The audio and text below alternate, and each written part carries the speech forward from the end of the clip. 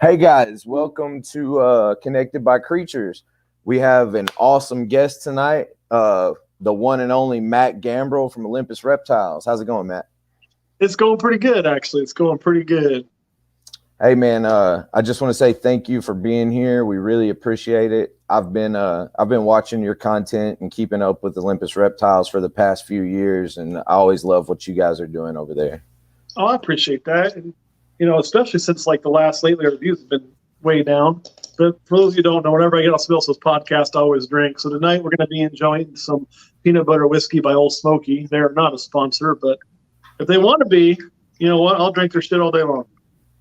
So Yeah, man, that's we'll have to get you hooked up with Brian Cusco again with the whiskey thing. He knows all about that.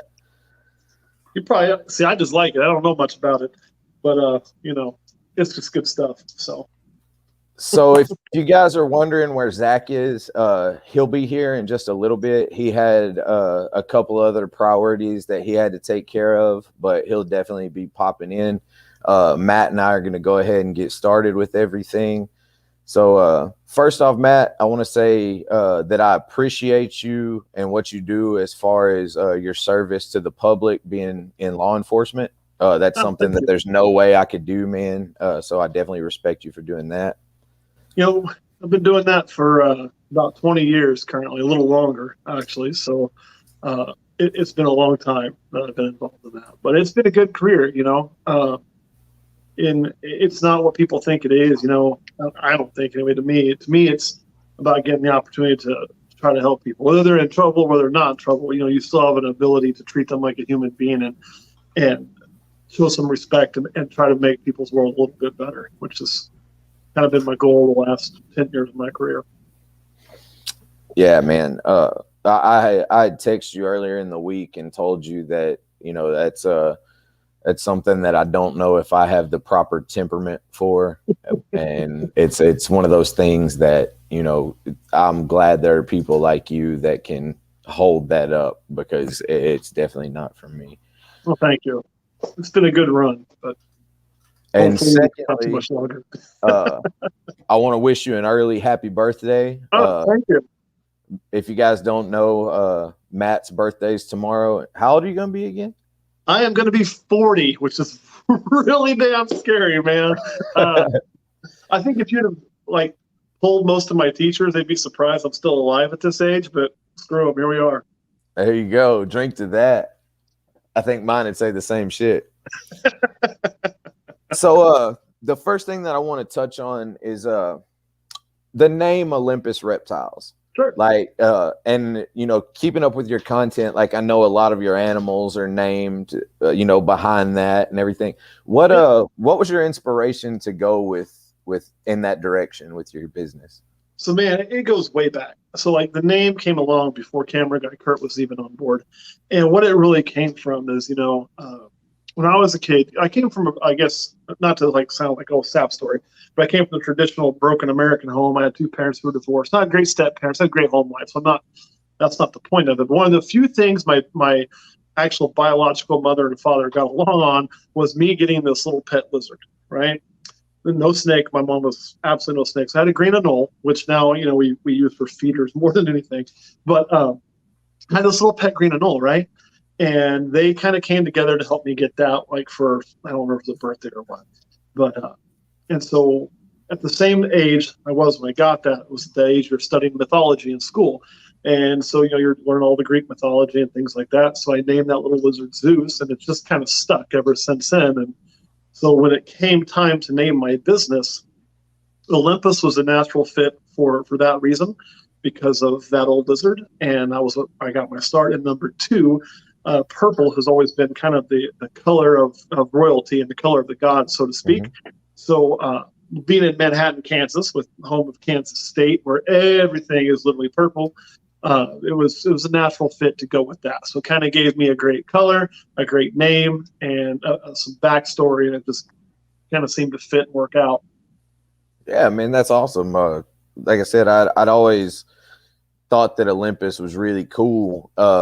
I had even thought for a while about doing something with Norse mythology with my animals, with my business name and everything. So I definitely appreciate that. And so, about what age were you when you started keeping? Oh God, man, I'd like to say I was probably around 10, give or take. I'd have to probably third or fourth grade. So it's, and then all through the time I was that young till the time I was 17, I had lizards, and I had a knoll. I had something that was wild caught out of New Mexico. I couldn't even tell you what it was. It didn't last very long. And then I also had a leopard gecko with a deformed tail, so I got it cheap, You're a kid out of money, right? And then I got my first snake at 17. And my dad was dead by then, so but my mom still had the rule no snakes in the house. But I got it from my high school teacher to watch over the summer, and I ended up buying it and keeping it. So I just kept it at my girlfriend's house. So I wasn't violating the rule of no snake in the house. I just kept it elsewhere. There you go. Yeah, I had the same rule coming up. I was allowed to keep lizards, but snakes were a no-no. So my way of getting to interact and keep snakes, I would go outside, and being from Arkansas, I could always find a snake. And I would go outside and I would catch a snake, and I would keep it in my bedroom overnight so I could watch it and see it and everything and study it. And then the next morning I would let it go. Number one, that way my mom didn't know that I had a snake in the house. And number two, I was aware enough of the fact that I didn't have the proper things to keep the snake, so I didn't want anything to happen to it. And I knew that just that little 10-hour period, it would be fine, and like I could play with it and see it and interact with it and get bit 10 times. But yeah, that was my initial snake keeping, was hiding snakes from my parents and everything. I never tried that. We used to catch ringnecks. We always just, play them on the porch and let them go because they were not coming in. Yeah, actually, man, one of my favorite animals to catch when I was a kid were rough-scaled green grass snakes, and now I can never find them. They're so hard to come by now. See here, I don't get to go look too much out here. We do like to go to Oklahoma and look for westerns, and believe it or not, some of our private collection has morphs that have come out of the wild in Oklahoma, which is pretty awesome. But here I'll find copperheads, and I'll grab them and I'll relocate them and things like that. But that's about the extent of it. I mean, I almost always got a little short snake hook in my Jeep, and so when I run across something, I can just grab it up. Yeah. And take it where it's not going to get beheaded by somebody in a garden hole. That's about the extent of the herping I currently get to do. So I know that you have a pet shop as well. Which came first for you, the pet shop or Olympus Reptiles? Oh, Olympus by far. So the pet shop, it came around. It was already established before we got involved in it. It was already Manhattan Reptile World, and we came across that because we were already at a point in Olympus where we were having to breed our own rats. But the place we were breeding rats at, we kind of lost that place just because that business, we were breeding them upstairs and it was moving. So we needed a new place to breed rats. We kind of struck a deal with this shop where I kind of helped out up front every now and then. And Curtis was working their rats in the back. And for that, we took all the rats we wanted. Well, then eventually we just took over part of the shop and became part owners. It's kind of how that happened. And now at this point in time, none of the original owners are left owning it. It was originally owned by two gentlemen, one named Vince Lombardi and one named Dave Karnowski. And then most recently it was owned by four of us, which would be myself, Kurt Rowdy Bush, Joe Wood, and then Colin Cudney. Unfortunately, and I hadn't told you this, so this is going to be a little bit of a shocker and downer. We just lost Colin Cudney this week, tragically. He had an accident and passed away. So currently we only have three of us that are involved. But we will be starting, and I'll probably let the information go Sunday, like a GoFundMe or something to help with Colin. He was 24, had a fairly new baby, leaves behind a family. And, and if you ever watch the old Classy Herps video, Colin Cudney was Classy Herps. So it kind of hit home this week. It's been a little bit of a rough week around here. Yeah, man. That's terrible. When you start the GoFundMe or whatever you do, definitely let me know. I We'll help probably be out. doing a video live on Sunday, and we'll put all that information out there. We'll put it on the shop's website, and of course, I'll put it on our page as well. So we'll put it out there quite a bit, kind of get it going. You know, it was a tragic, thing, and it just we don't have all the details yet, and I won't go into them for it's his family's. Yeah. That's to respect their privacy. But 100%. it was tragic and one of those freak accident kind of things, man. So Yeah. Definitely. I wanna help out with that, with his family and everything. That's it's tough anytime you have a situation unexpected like that. Yeah. And at 24, this kid had already had his own channel that he started when he was like in junior high or some shit. You go watch it, pretty young. And then, he was doing his own breeding, and he had part of that reptile shop. And I think with time, he had a very bright future in reptiles. But, sometimes, whether you're, no matter what you believe, sometimes whatever you believe in has other plans, I guess I should say. So. Yeah. I agree. So, man, yeah, that one kind of caught me off guard. Sorry about that. Oh, no, you're fine. So obviously Olympus Reptiles is known for your ball pythons, and then I know that you show your private collection of your other animals, but as far as breeding other species, are you guys doing any breeding outside of ball pythons? Yeah, so we definitely are. A lot of it's going to be not nearly as prolific. Our main focus will be ball pythons, but we actually already had our first clutch of eggs hit the ground this year, and they're carpet pythons. So we have our first ever clutch of carpet pythons in the incubator right now. So I'm really excited about that. And we have a pair of blood pythons we're raising up. We have probably like 1.3, I think, a set of boas we're raising up for breeding. Those I don't keep at my house; they'll stay at Kurt's house. So we want to produce some boas, some carpets, some bloods, eventually some green trees, but mainly ball pythons. And then we would also like to, say dinner. We'd also like to produce some rattlesnakes down the road as well. Just a little bit of the Aatrox for the custom morphs we're looking into, but that's all going to be a very minor part of our business. Ball pythons will remain the focus. Those other ones will kind of just be a side project for fun. I also am a big believer that if we ever get back to the point we're going to shows, and I like going to shows. I just haven't been to a show in, God, I don't know. It's been a long time since I've been to one.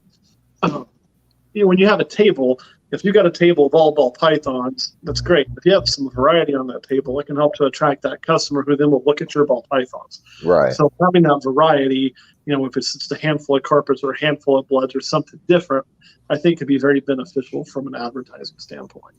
I definitely agree with you. Just from my personal experience, if I go to a reptile show, which, like you said, it's been a while. The last one that I went to was Conroe, and that's been probably 6 months ago. Can't wait till Arlington comes around in April. But if I'm walking around the show and I see a table of ball pythons, it's interesting to me because I breed ball pythons, and I keep ball pythons. But if it's not somebody that I'm real familiar with, I'm more apt to walk past that table, and if I see a table next to it that has multiple species, whether it be colubrids or other forms of pythons, it catches my eye more. So I think you're absolutely right. Having a multitude of species can bring outside people into your ball python. Yeah, because when they catch your eye, you stop and you ask them, "Oh, what's that?" And then you start that conversation, and then you start to see everything on their table, and you may buy something from them that the guy you just walked right by had too. Right. But you didn't even notice it because and it's part of that engagement. I think for me, vending at shows, which again I don't get to do very often, the biggest thing I can tell people is engage. If you're not engaging those customers, man, they're going to pass you by. You've got to work for them, because if you're not going to work them, somebody else will. Right. And that means not sit down, talking to everybody who walks by. Hi, can I help you? Smiling, being upbeat, being all those things, and then taking any advantage you can possibly take. I mean, that's how it's done. And I mean, I've seen people sit there at their table, watch their phone the whole time, and then the show, they're coming up bitching how the show sucked. Well, the show didn't suck, man. You sucked. You sat there and didn't talk to anybody. What did you expect to happen? Right. And I mean, I think for all of us, any of us can order whatever genetics we want off the internet. We can go on Morph Market. We can the camaraderie at the shows is what makes them so special. Getting to see the people you haven't seen in a while, getting to meet new people. But like you said, just that aspect of walking by a table and having that breeder, hey, check this out. Look what we got. Are you interested in such and such and so and so? And a lot of times, man, I think that there's things that I've bought that I wouldn't have bought outside of a person just, giving me that back and forth. And it wasn't so much that they talked me into this certain animal. It was the fact that, after having a quick conversation, I felt like I would rather buy something from this guy than I would, somebody else. I want to support this guy. He's a good guy. Yep, absolutely. And plus, if they're not excited about their animals, why should you be? Right. Right. Yeah, 100%. It's just kind of, and I know it's difficult for some people to be that outgoing, but you just got to kind of force yourself to do it, even if it's not your wheelhouse. And it gets less awkward after the first few times, I promise. So what types of carpets did you guys produce? So what we have incubating is I think it's 16 total eggs. I do think one of them's probably toast. I need to go recheck them again. The veins are so small in them when they're born. That's kind of hard to tell.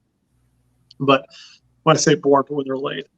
But it is a jungle carpet python to a jungle jag carpet python. Now, obviously, when you start talking jag gene, that means there's some coastal blood in there somewhere. There's no such thing as a pure jungle jag carpet. Right. Anybody who says pure jungle jag carpet does not know their history, because the jag came from the coastal. So it has to have some percentage of coastal blood. But our jungle jag is extremely, extremely yellow. So I'm really excited about these. The bad thing, of course, the carpet python is like the opposite of ball python. A ball python, it's born, it kind of looks its best, and a lot of overage will dim a little bit. Right. The genetic. Where carpet pythons are born kind of looking drabbing like shit and get better as they age for the first about 24 months. So we won't really know their true colors when we first have them available. But I expect between the mom being as nice as she was and Kronos, which was our first snake when I got divorced, we got back into snakes. I mean, he is out of this world. So I think the baby's going to be really nice. Definitely look forward to seeing those. Do you have any morphs in the bloods that you're breeding, or are they? Yes. So the bloods that we're not pairing our bloods this year. I mean, we've had them for a while. They are now down to one meal a month. Just we don't want them to get overweight. Right. We don't feed them like we do our ball python. Early on, we fed them pretty hard. I'm not going to lie. But then we kind of said, okay, you're getting kind of chunky. So we slowed them down. They get fed the first week of the month, and that's about it. They're on the bottom of our racks. I do want to move them to display cages. We probably won't even attempt to do any breeding until we do that.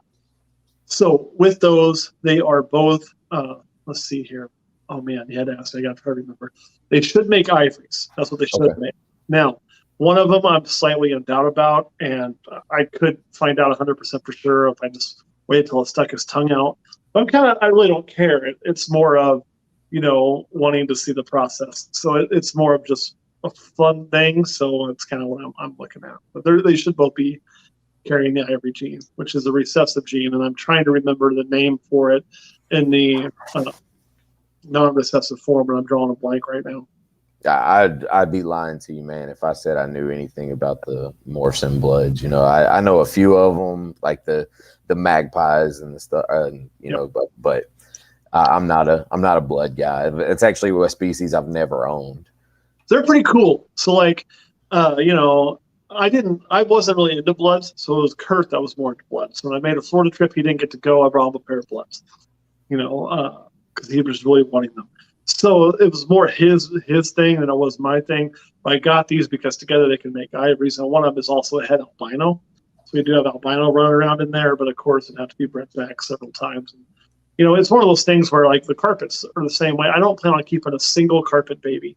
Now, if we popped an ivory, I'd probably keep an ivory. Short of that, I'll probably get rid of all the carpets I hatch and then go buy another female or two. So if we're going to maybe decide we want to produce more, it might be fun to pick up a female with some extra genetics. So we could do like, the zebra jags down the road or something like that. But you do not want to pair jag to jag in your carpets. It's like pairing spider to spider. It's going to be a lethal combo. It's actually a leucistic combo, but it's, I think the longest I've heard of one living was about, like, I want to say maybe 8 to 12 weeks. And it was a cyst-fed the whole time. It was a total shit show. So, we there's no point in really holding anything back. I'd just be holding back the whole carpet. So we'll practice all of those. So I want to highlight a comment here from Flat Mountain Python. It says Matt should be getting close to his first clutch of ball python eggs. Yes. When are you looking at your first clutch? Oh, I'm not even sure the exact date. I should have wrote that shit down, and I didn't, to be real honest. But our first clutch, I expect to be, and this is one thing that kind of sucks with the reptile house. Like, the reptile house is this huge blessing. And, it set us back in some ways and pushed us forward in some ways as we're trying to get temperatures figured out there and kind of learn about it and get that facility. Because we don't have a building designed for what we're doing. We're kind of modifying and making it work, right? But when they were here at the house, man, I was in that snake room 3 or 4 times a day, right? Where now, because it's over there, I go about once a day and I try to do everything in one shot. So, and then sometimes, there may be a day I miss because I'm on the road or whatever. Let's say I've been home in 4 days. So it's easy to miss an ovulation. But that being said, I do believe our first clutch will be our bumblebee female that was bred to our, I want to say, a scaleless head lemon blast male. So we're going to be looking for some spinner blast scaleless heads. Would be kind of the top thing. I tried to hit them last year. I did not hit them. So I've got some pinstripe scaleless heads I'm raising up, and I've got some lemon blast scaleless heads I'm raising up. I didn't get the spinner blast, so I'm still working on that. But otherwise, we'll part with all of those. But I think she'll be my first ball python to go. So is this pre-gaming to spinner blast, scaleless spinner blast, or is this? Oh yeah. So we and I know there's still a lot of mystery surrounding the scaleless project, and I'm not exactly flat out. Just told me it started ovulation January 16th. She took forever, so it'll be a bit like it sounds closer than it is, but she was not at full blown ovulation. She was huge at full blown ovulation. Probably about a week and a half later, she was massive. So we probably have like end of February, which I guess we're at probably the first week or two of March. We'll see. Because I remember thinking, damn, are you done yet? Because she just kept getting when she was this huge. Looked like she ate a football. But we are going to work towards the scaleless project. I've checked into a lot of it, and there's all these rumors, you know what I mean? Like when it first came out, it was, they can't have babies because their guts will just rip open. I remember hearing that. That's because they were seeing that amniotic fissure. Right. And that fissure, though, is on every ball python. Every ball python has it. It's just covered in scales. And the scales are just mounted in the skin. They're not holding the body together. So I don't believe in the whole they're going to blow apart theory. Now, one thing I want to say it might have been Restriction Addiction said, and they're pretty much at the forefront for a lot of the scaleless stuff. Daniel's pretty deep into the scaleless. Too, like, well, why aren't we seeing these adult females setting on eggs and shit like that? And well, one of the things he pointed out is, man, they go into shed like every other week, and that really slows their growth process, and it really slows things down. So that's a big part of why we haven't seen that yet. It's going to take longer to do that. Now, that actually excites me a little bit. Here's the reason why. If you start thinking from a business standpoint about the morphs that actually hold value, your pine, your albino N, your clown, your exanthic, which is kind of seen a resurgence lately. All of those that hold that value for long term, that we're still getting good value out of as breeders, they're recessive. That means they take more work. When you have something like scaleless, it's already a super, it's already taking more work. However, it is much easier to identify the hets, so to speak, because if we're talking hets, a scaleless head is a het. That's right. What it is. But it's easier to identify those, so it should be easier to make those pairings. However, if it takes a visual females much longer to get to breed size. It means it's going to take longer, take more work, but it's going to have the value stay higher because less of them will enter the market. So Right. that's my belief. Now I could be going down a rabbit hole that is, a dud. I mean, scaleless could be a total dud. I'm not going to lie and say it's the greatest thing ever. I don't know. It could be a dud, but it's not either where we're so invested in scaleless. And that's one thing I think the people made mistakes on early on, especially new people. So they go out and say, man, I'm going to invest in Project X, and Project X has to go well. Well, if Project X doesn't go well, they're fucked, I mean, for lack of a better word. And so then they start saying, well, Project X is great. It's awesome. It's still fine because they have to have it fine. They have to believe that. Where with us, if scaleless fails and it is a dud, I go, shit, man, that sucks ass. I wasted some years of time, but don't worry. I've got all these other proven things I'm working on. Similar to Super Black Pastel. We talked to some people, heard about incubating slower, doing all these things. It did not pan out. It was a dud. I don't have to continue to chase that because I'm diversified enough in what I'm doing that I don't have all my eggs in that basket. Yeah, that the Super Black Pastel was one of the things that I kind of got on the wagon with, and didn't really work out for me either. So no, we tried it, man. I cooked them things at what was 84 or 85 degrees. It took them 63 days to hatch, and I still was hatching snakes in a bowl. It just didn't work. Now people make perfect ones, and there's probably an answer to how to do that because some do get perfect, but I'm not smart enough to figure that answer out, and I'm willing to admit that. So, let's go a different route. And for me, it's going to be Suma. Suma seems to be nice and stable.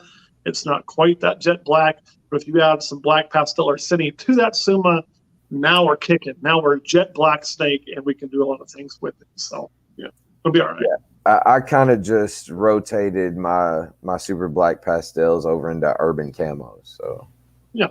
It's even there again. You have that diversification. You were able to say, okay, this path isn't going to work for me, but this path over here I can go down, it'll be just fine, as opposed to being so married to this path that you had to take it from hell or high water, heaven or hell, you're going to take it. And I think that's good on your end, but I do see that in the hobby sometimes where it's just, and I honestly I'm probably not the person to speak on that, even though I kind of am right now, because we've been so fortunate through the social media that we have some other funding sources that it's allowed us to stub our toe and maybe not hurt as bad as it does some others. So, I mean, it doesn't escape me that I'm extremely fucking blessed.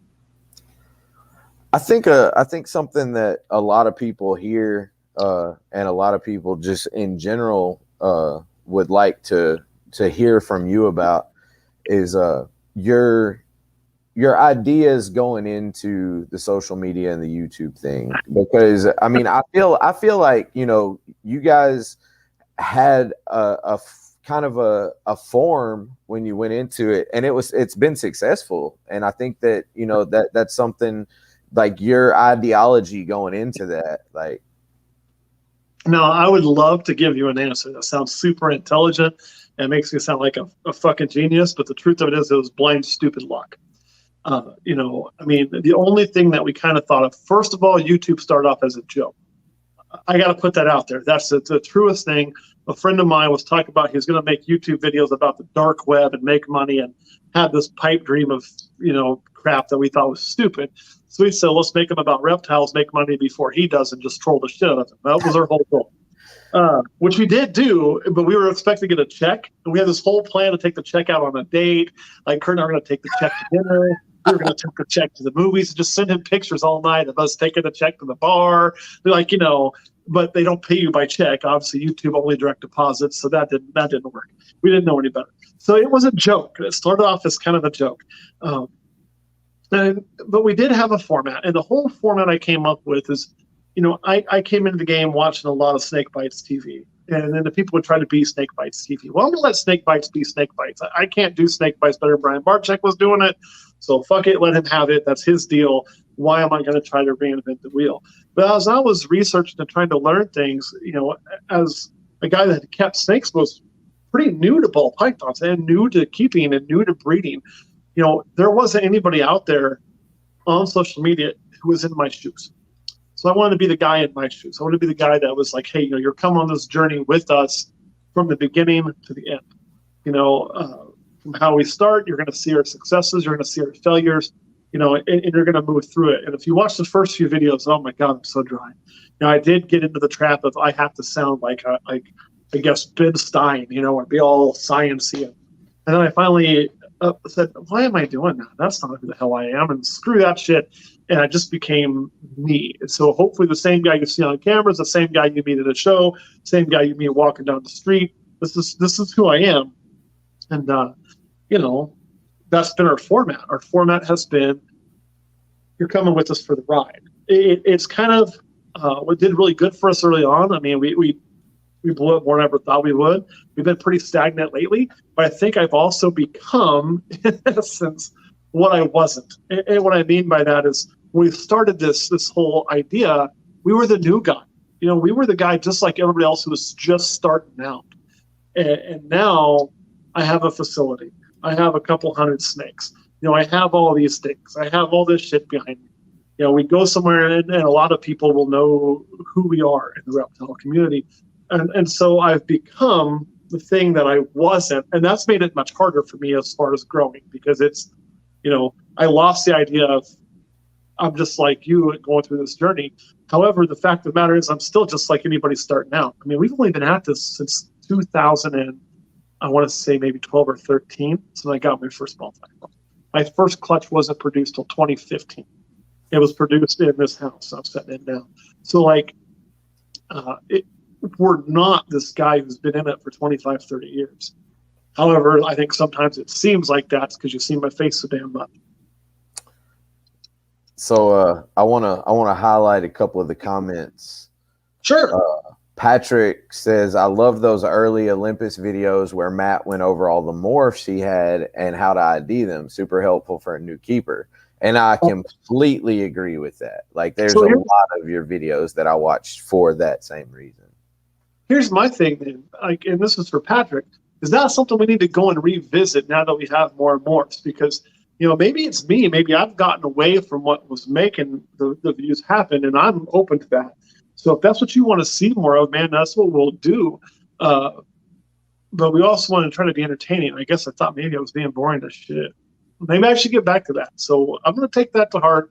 Comment again and tell me if you want to see, I think the last time we did that was with maybe Blitz. See more of that with our combos and things of that nature and how we identify. I guess we did it with Krypton recently. So tying into that, Jeremy Harmon says he'd love to see that. Yes, please, go back to that. They would love to see it. And another comment that I wanted to put up for you is Hugs and Hisses says, Matt, that's why I love your videos so much. And honestly, you're a huge reason I got into ball pythons. That's awesome. I'm glad to hear that. And, it's such a fun hobby. I mean, it is. For me, it's been very rewarding. It came into my life at a time that I honestly kind of needed something. And I think that's a pretty common story with ball pythons or with reptile breeding. It came in at a time that I was looking to fill a void. And I was probably filling part of that void in my life with some things that weren't so healthy at the time. They were fun, but maybe not as healthy. I won't get into what those were. They weren't drugs or alcohol. There was a lot of one night stands.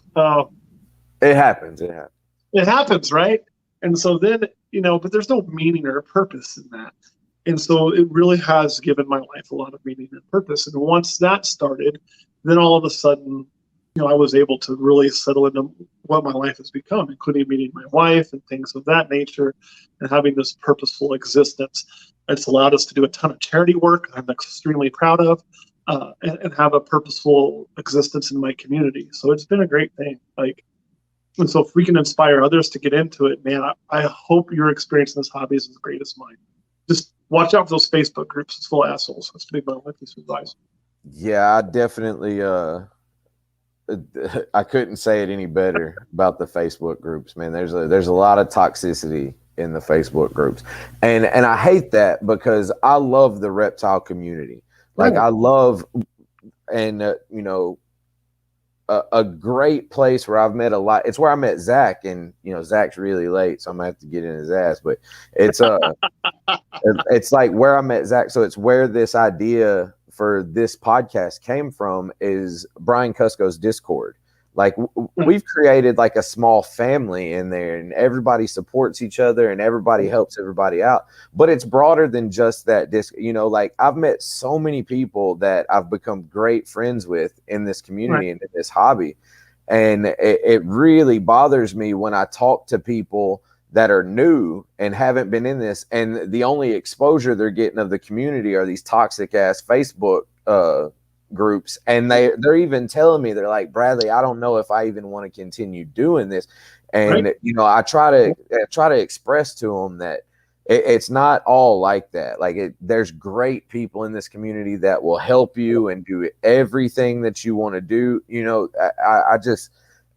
I really wish that people were the other outlets were more readily available the way that Facebook is. Yeah, you mentioned Discord, and Discord for us, we started a Discord pretty early. As a matter of fact, Flat Mountain Pythons was common. I got to give them a shout out, man, because my Discord and truth be told, Cusco's Discord would not exist if it wasn't for Flat Mountain Pythons. They helped set up both of those back in the day. There they are. And we set that up as part of our Patreon with the intent of it being a place that people can come and not have that. Like, drama is not allowed at all, right? And that's awesome, Chris, because that dude right there, man, that dude doesn't get enough credit and stuff. He's pretty awesome. Christopher Sexton, that is. So Chris is great. Heli Guy Serpent. So he does awesome work. But with that Discord, it took on this life of its own where we first kind of came up with, I thought, okay, this is something else I have to really be involved in, and I suck at it. But man, the community itself helps each other out. Hell, at least there was, I think it's still going on, will correct me if I'm wrong, a weekly game of Cards Against Humanity. Like all these things were happening there to the point where, we had people form lasting real life relationships. We actually had somebody move across the country, right, to be near a friend that they made on our Patreon. So they moved to Nebraska to be close to somebody that they became friends with and felt bonded to as part of their business. That's just, to me, that's mind blowing. And to think it all started from a little YouTube channel of a guy trying to, punk his friend. I can't, you never realize the impact you're going to have. And bringing people like that together and making that group, they start having this impact on each other that goes way beyond me or way beyond anything I've ever done. It's just mind-boggling. So they're pretty awesome. So I love the Discord. We also do not allow any negativity in our Discords for new people. They come in there to join. Yeah, it isn't free, but that's how we keep the trolls out. You're not going to have the negativity. The negativity, there's just no place for it. It sucks. It doesn't need to be there. And we were all new ones. There's no reason to make yourself feel better or more important by tearing down somebody new. Plus, it costs me business. You tear down somebody new, guess what? Like that person was telling you, I don't know if I want to do this anymore. Well, if they leave the hobby, that's a damn customer. Exactly. You're not growing the business. This business only grows if it continues to bring new people in. If we all just sell each other snakes and buy from each other, and the money's just moving back and forth, right?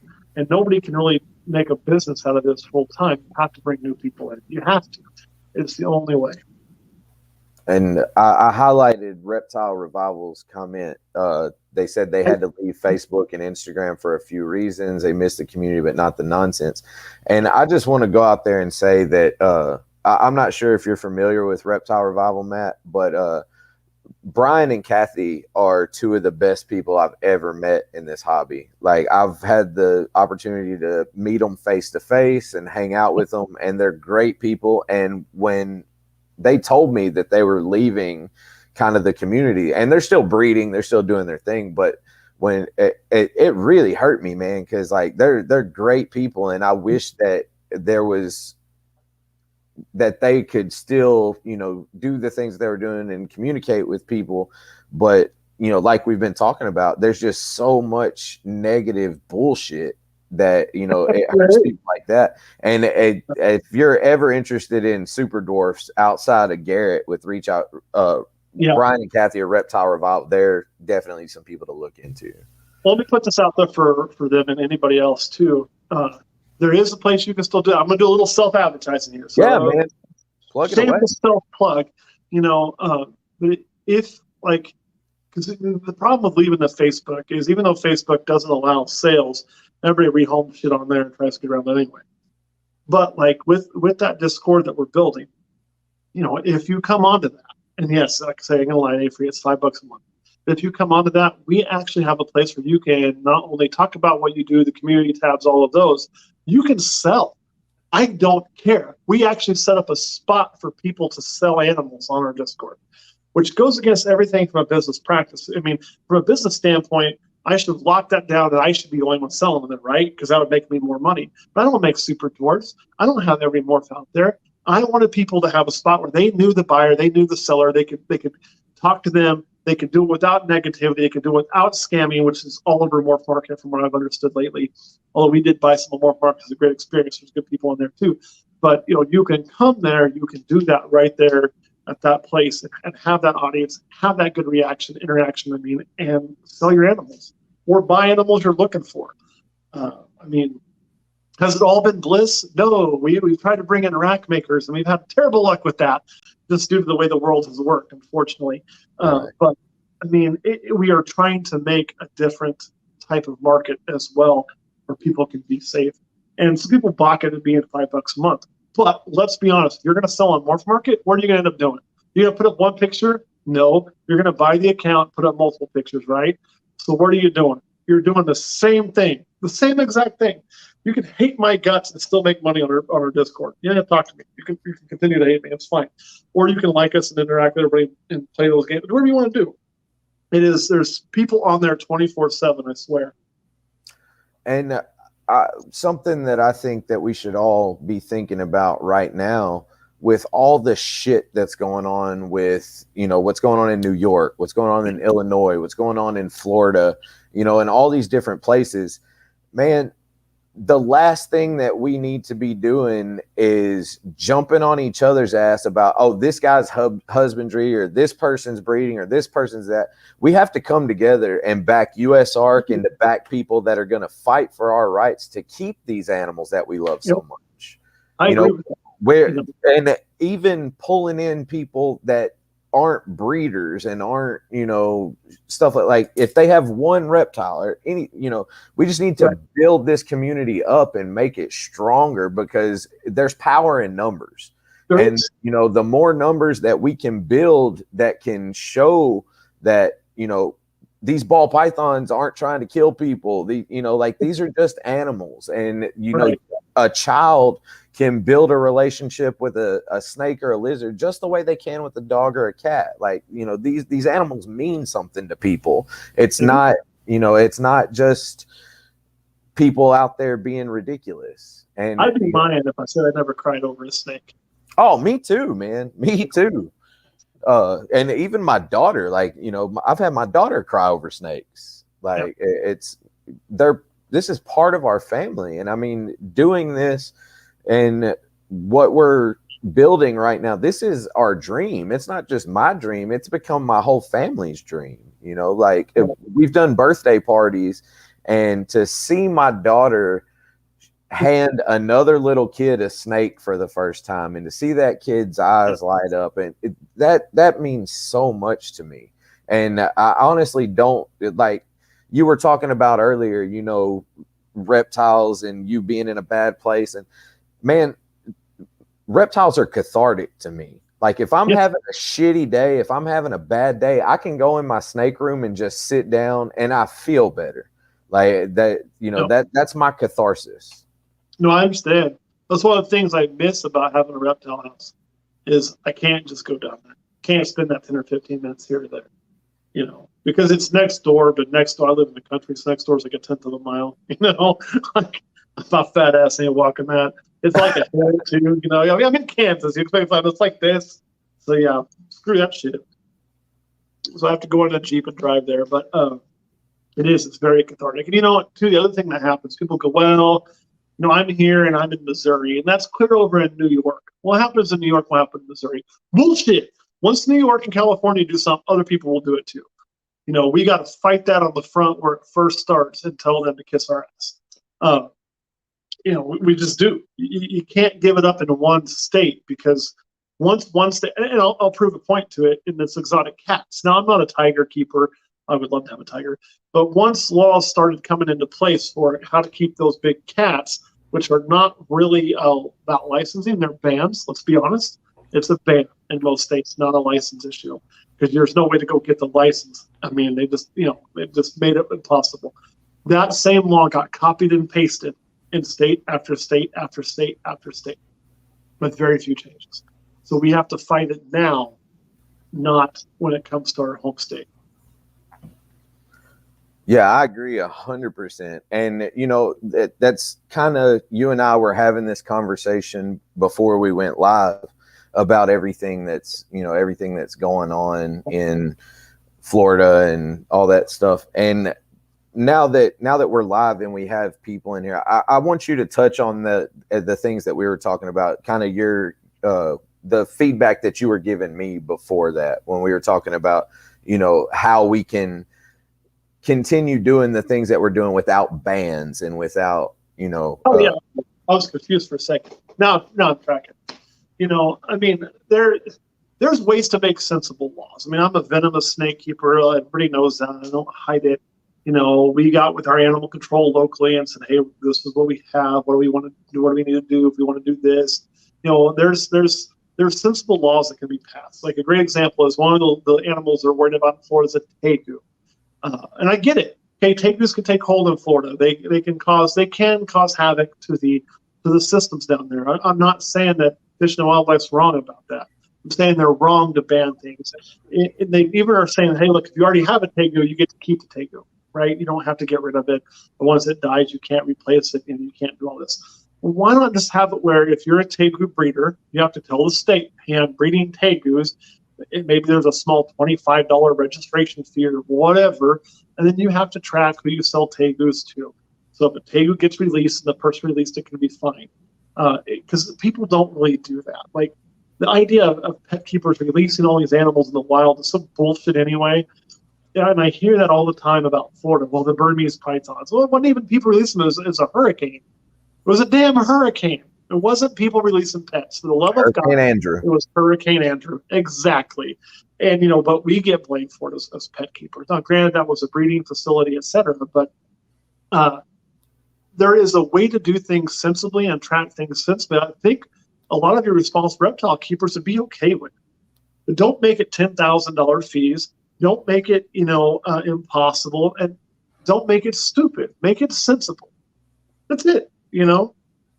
Yeah, and you know, nobody is going to go out and say that there's never been a reptile released into the wild from a pet owner. Nobody's trying to say that. But what's going on in Florida with the Burmese pythons, like you said, it's 100% a Hurricane Andrew. Like the facilities that they had at that time were full, because you got to know your history on, you know, the pet trade. So during that time, ball pythons were trash snakes. Like they people were breeding Burmese pythons and other like colubrids, and they basically would say, hey, if you buy this, like, I'll give you this ball python for free. Like this was before the age of morphs. This was before guys like Peter Call and Greg Graziani and Brian Barczyk, before those guys were finding these morphs, and Kevin McCurley, you know, all these different guys that are the basis, or even Bob Clark, you know, with the albino ball python. Bob Clark had started breeding albino berms. He was the first person to do it. First person to breed albino retics. And retics he did. Oh, yeah, exactly. And so Burmese pythons were the pet snake to have as far as pythons go. So they were breeding them in these facilities in Florida. And Hurricane Andrew comes through, rips these facilities up, and spreads these breeder animals out into the Everglades. And there's no natural predators for Burmese pythons once they hit a certain size in the Everglades. And, you know, it's the perfect condition. It's the perfect temperatures, the perfect humidity. And I mean, these animals, they started breeding. And it's there's not enough people that are keeping Burmese pythons that are letting their pets go to be able to cause what's happening. Yeah. You know, and too, I mean, you know, you mentioned the Everglades, but that's it. They're not going to move north. They've tried testing on that. They died. They're not coming north. They're not going to be in Alabama and Georgia. You know, it's not going to happen. And to point to the Burmese python as the scourge of Florida, why don't we point to the damn cane toad that we released on purpose? I mean, there's all kinds of things in that Florida ecosystem that are fucked. Like, and I'm not saying the Burmese isn't the problem there, but Florida can go way deeper than the pet trade. Way deeper. Oh yeah, for sure. So Matt, we have 30 people viewing live. So I'm gonna go ahead and do the giveaway that I was telling you about. Sure. And so guys, tonight I'm giving away this wrapped around reptiles mask to keep you safe from the pandemic. Make sure you're wearing your mask. It will keep you safe. I got my shot. And Matt does have a shot. And I'm also, with the mask, I'm giving away 2 wrapped around reptiles stickers. So the question for the giveaway pertains to Matt and Olympus Reptiles. I want to know what the first ball python that was ever produced at Olympus Reptiles, what were the genetics? And I'm going to be watching the comments right now to see who wins. See if anybody knows that. I had to go back and look. Well, actually, I know which one the labeled that, so we went with that. Can I give a hint? Let's give them a few seconds, and then we'll give them a hint. All right, let me know if they need a hint. I'll gladly give them one. And in the meantime, didn't you say you were going to ask me about like TV or some shit like that, or music? Yeah, right. As soon as we do this, we're fixing to get into the segment. Because I'm going to be very boring on those little words. No, those are going to be great. I'm getting some answers, but I'm not getting the right one yet. People are probably guessing something with Xanthic. There is some Xanthic going on. Yeah, I wish, but it wasn't. Come on, guys, keep guessing. Just so you all know, when you start getting my answers, you wonder why I'm crazy. This was a full bottle when I started.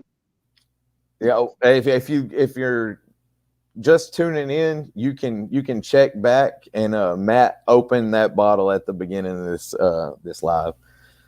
So I said my birthday weekend. I would love to tell you that was my first drink of the day, but that'd be a hell lie. I'm usually at work today, but I got the day off because I literally did 49 hours in 4 days. So JoJo says we like Tipsy Matt. Oh, like see me drinking? Yeah, I've been told that. I've been told to drink more videos. So here we go. I'll just keep drinking. I mean, and my doctor told me to drink more. So this is for you, Dr. Schamberg. I've seen some that are really close, guys, but I haven't seen the actual answer. I'm just going to give you the hint. Go ahead and give the hint, Matt. So not only was it our first produced, it was our first ever held back, and it does contain a super form. Come on, let's reseal. Still got her. It's getting close, guys. I mean, I've seen some close stuff, but we still haven't hit it. We already gave the hint, Patrick. You can't give any more. It was the first animal I ever held back. It's not a failed clutch, guys. We're not counting a failed clutch. Oh, there was a. To whoever said that, man, I got to tell you, there's some truth to that. My first clutch was a failure. Absolutely, that happened, man. My first clutch was a total wipe. J Baby's Reptiles. J Baby's Reptiles. No. I'm sorry. It was 403 Fauna. 403 Fauna. Killer Bee was. If anybody looks back, and everybody should agree with me that first person to answer that correctly was 403 Fauna. Killer Bee, Super Pastel Spider, same thing. Yep. You agree, Matt? I do. And I can't see the comments, but I agree with you. So that was Electra, who we still have. She's producing clutches for us now. And that was also kind of our first goal. So that was clutch number 1 for us. And we bought We bought somebody else's project to make her, and we hit it the first year on a 1 in 8 odds. It was a bumblebee to a pastel. So, and I love that little snake. Well, I should say little. She grew fast. I mean, she was awesome. Still is awesome. So, hopefully, she produces this year because she's been paired to. I have to look at my pairings. I can't remember. I want to say calico, but that may not be right. Patrick said he was so sure that it was a bumblebee. Well, we did have bumblebees in that clutch, Patrick, so you were really close. But the first one that we labeled as our first was that one. I did keep a bumblebee from that same clutch that I still have, named Parthenos, who also will be our first one to lay eggs. I fucking made it! Fashionably late, Zach. Fashionably I'm late. so fucking sorry I'm so late. I apologize. Like, we kept, anyways, it doesn't matter. Don't worry. You got a lot of catching up to do. Dude, Yeah, no. Trust me, I've had like 8 beers on the. No, I promise podcast. you got a lot of catching up to do with Matt. He opened this bottle at the beginning.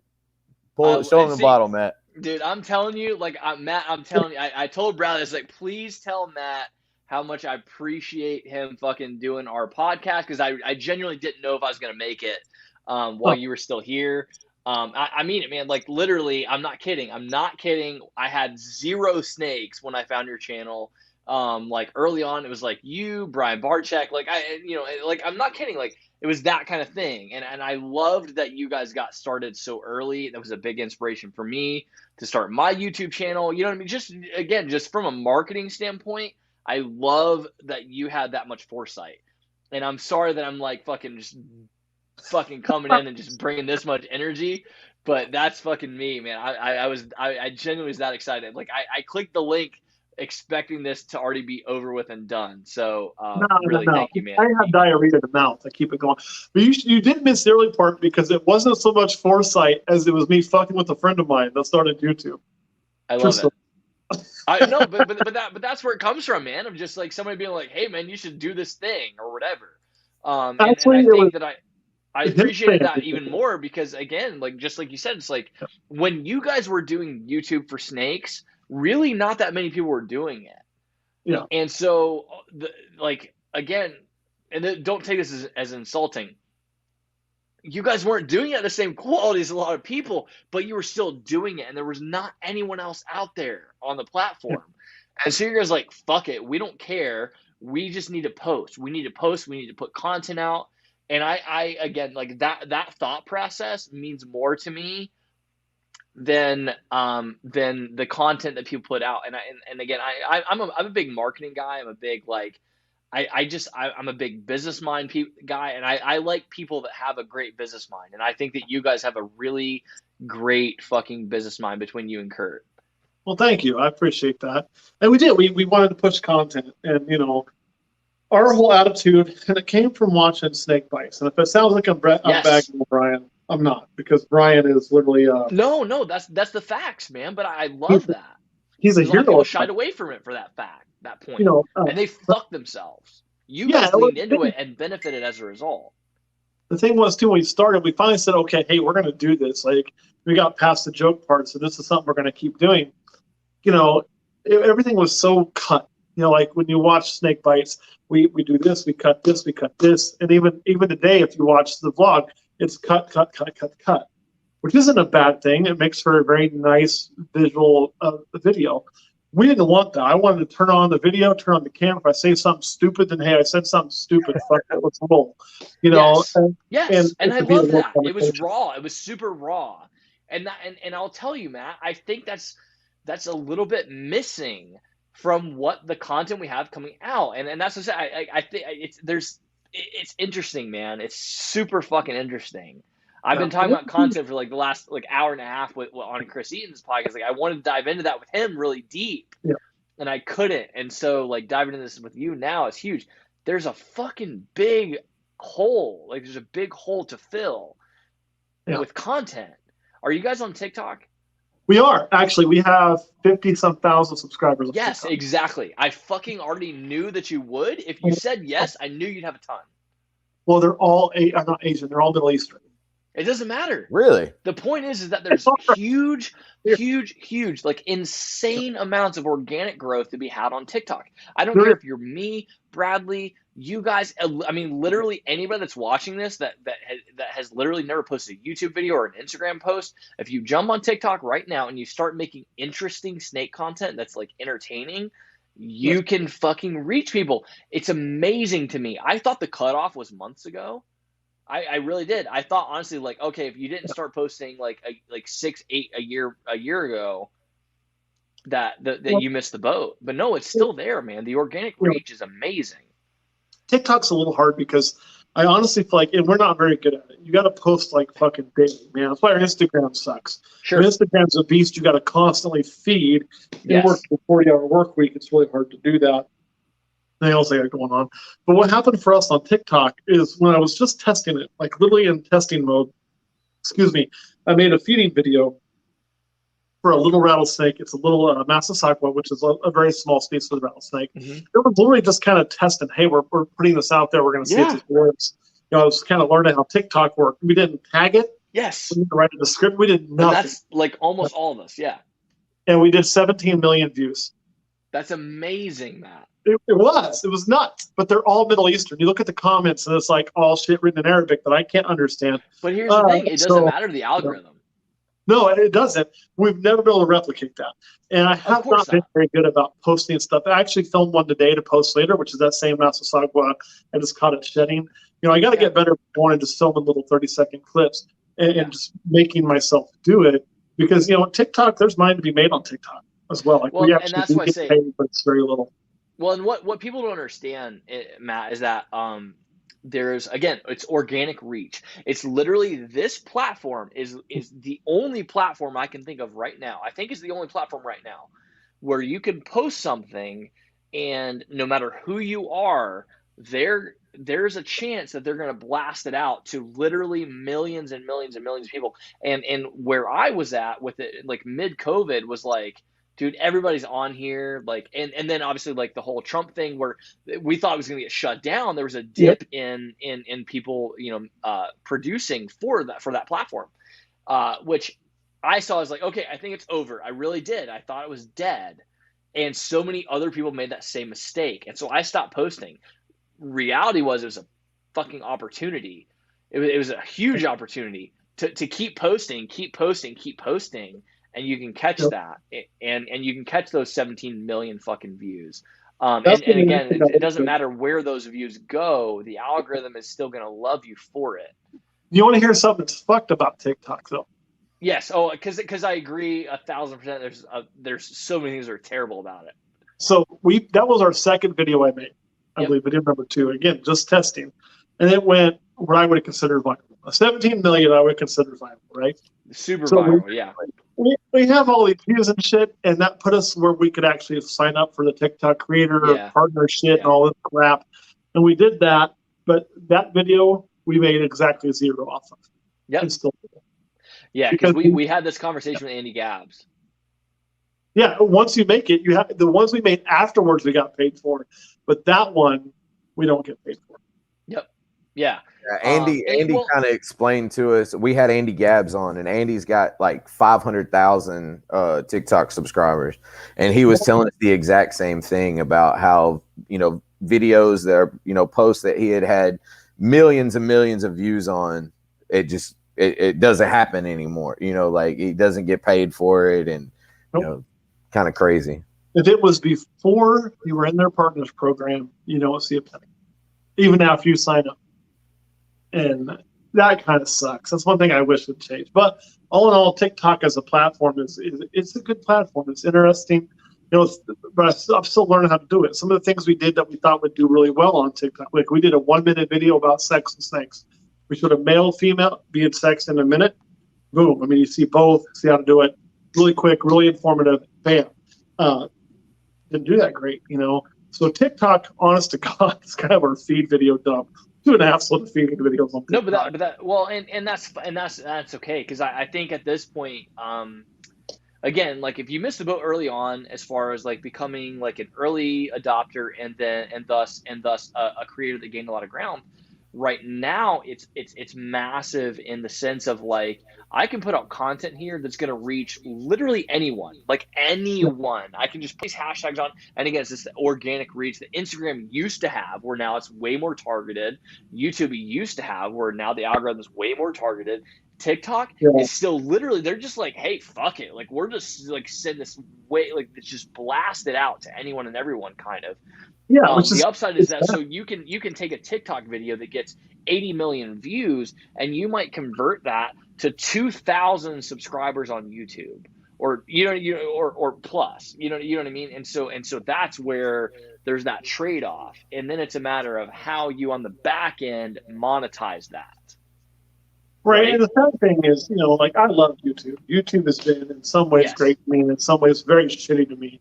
If I could find the guys that write the algorithm, I think I'd kick them square in the nuts about 4 times. Yeah. But it's just, I wish YouTube was ran with as little, like with less political shit and less favoritism and less worry like TikTok is. And then that's my point. That's my point. Is YouTube's been around long enough now where everyone's trying to get in on it, so they almost have to kind of put the gates up. But they haven't found that middle ground of like, hey, you're brand new, like we don't really know what to do with you yet. And yet they also, through their algorithm, penalize people like yourselves that have been around the platform for a very long time. Right. So the way that they adjust their algorithm is very unfair to people that have been on it for a long time as compared to people that are brand new. Because I understand the way they treat people that are new. It's weird. We've been treated like crap by YouTube. And I get why they need to do it. Like, I'm with you, because you can't have, the thing that kicked it off back in the day was I think it was a Chevy truck ad on some stupid asshole's white supremacist page. And you can't have that. Sure. You don't really want to give. I mean, those people have freedom of speech too. I'm a big constitutionalist. So they have freedom of speech, but it doesn't mean the rest of us need to see it or listen to it. And fuck those guys, are assholes anyway. Right. I always tell people that you let the market regulate itself. Yeah, but if I was people decide what they're going to consume as far as content, whether it's or where they spend their money or whatever. I get Chevy being pissed. If I'm Chevy and I'm paying money for advertising, and you stick it on, this 3-tooth meth head's, white supremacist page, I'd be angry as well. Yes, so absolutely. They do need to regulate it, and I think having a subscriber limit before you can monetize and a view level before you can monetize is a great thing. But then they hammer people like us too, and I don't know why we get hammered by them. I honestly haven't figured out. I almost think it's because my emblem is really similar to this little snake here. I think that's part of why we get hammered. Sure. Although our emblem was just copied from clip art because I'm lazy. That's it. I'm lazy. Leave the lazy guy alone, Yeah, but no, that totally makes sense, Matt. And that's the thing, man. The social media platform, just as a whole, like it's very fucking weird, man. The whole landscape is very weird right now in the reptile hobby.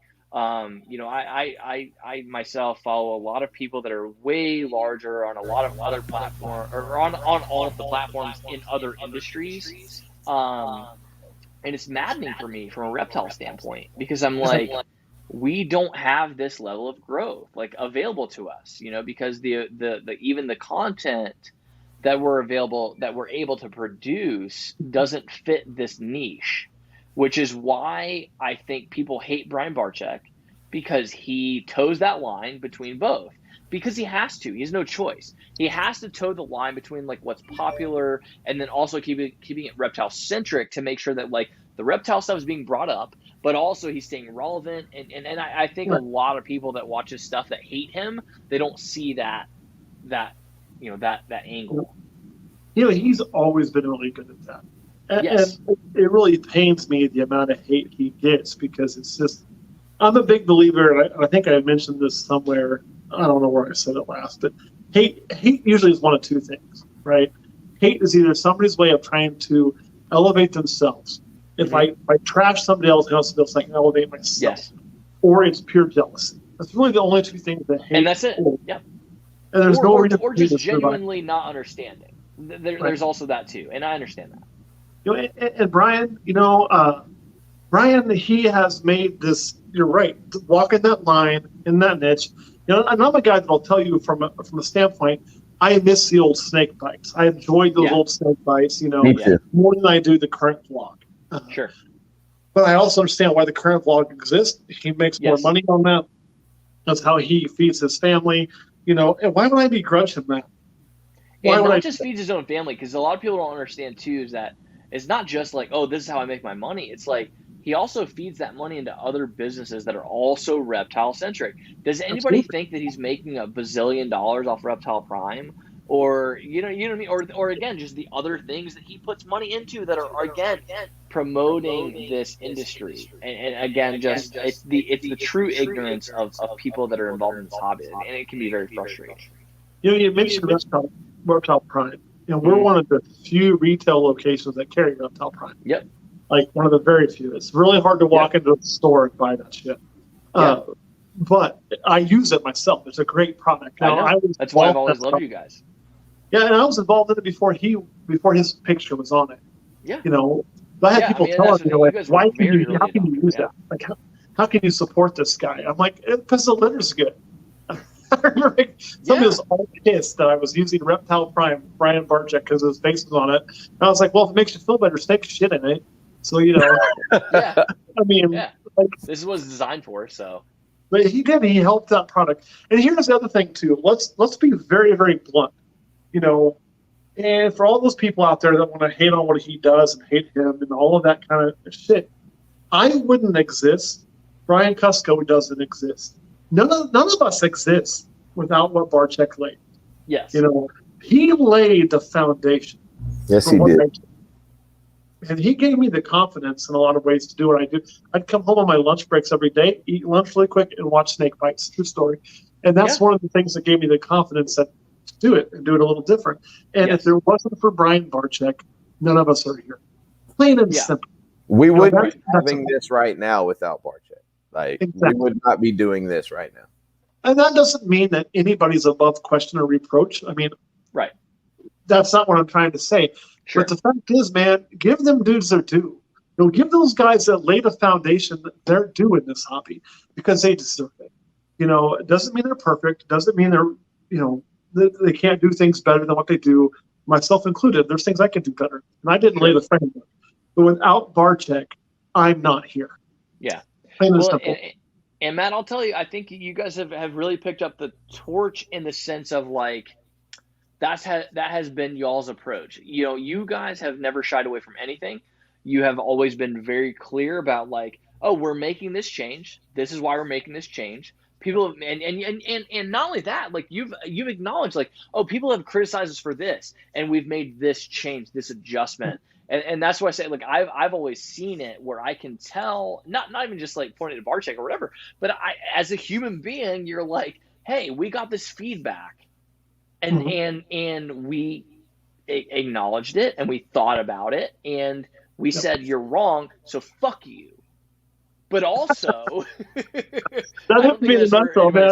I thought I was going to go, but also, you guys have gotten feedback, and taken that into account and been like, you know what, guys, you were right. Like, we can improve on this particular area, right. and I love that angle. And I again, that's a very frustrating thing about just the internet as a whole. I'm not even going to point at the hobby, but just like where people just write things off. It's just like, oh, you did this once, so you're a piece of shit. It's like, that's not how it works. It's not how the world works. It's not how humans work. We're not wired that way.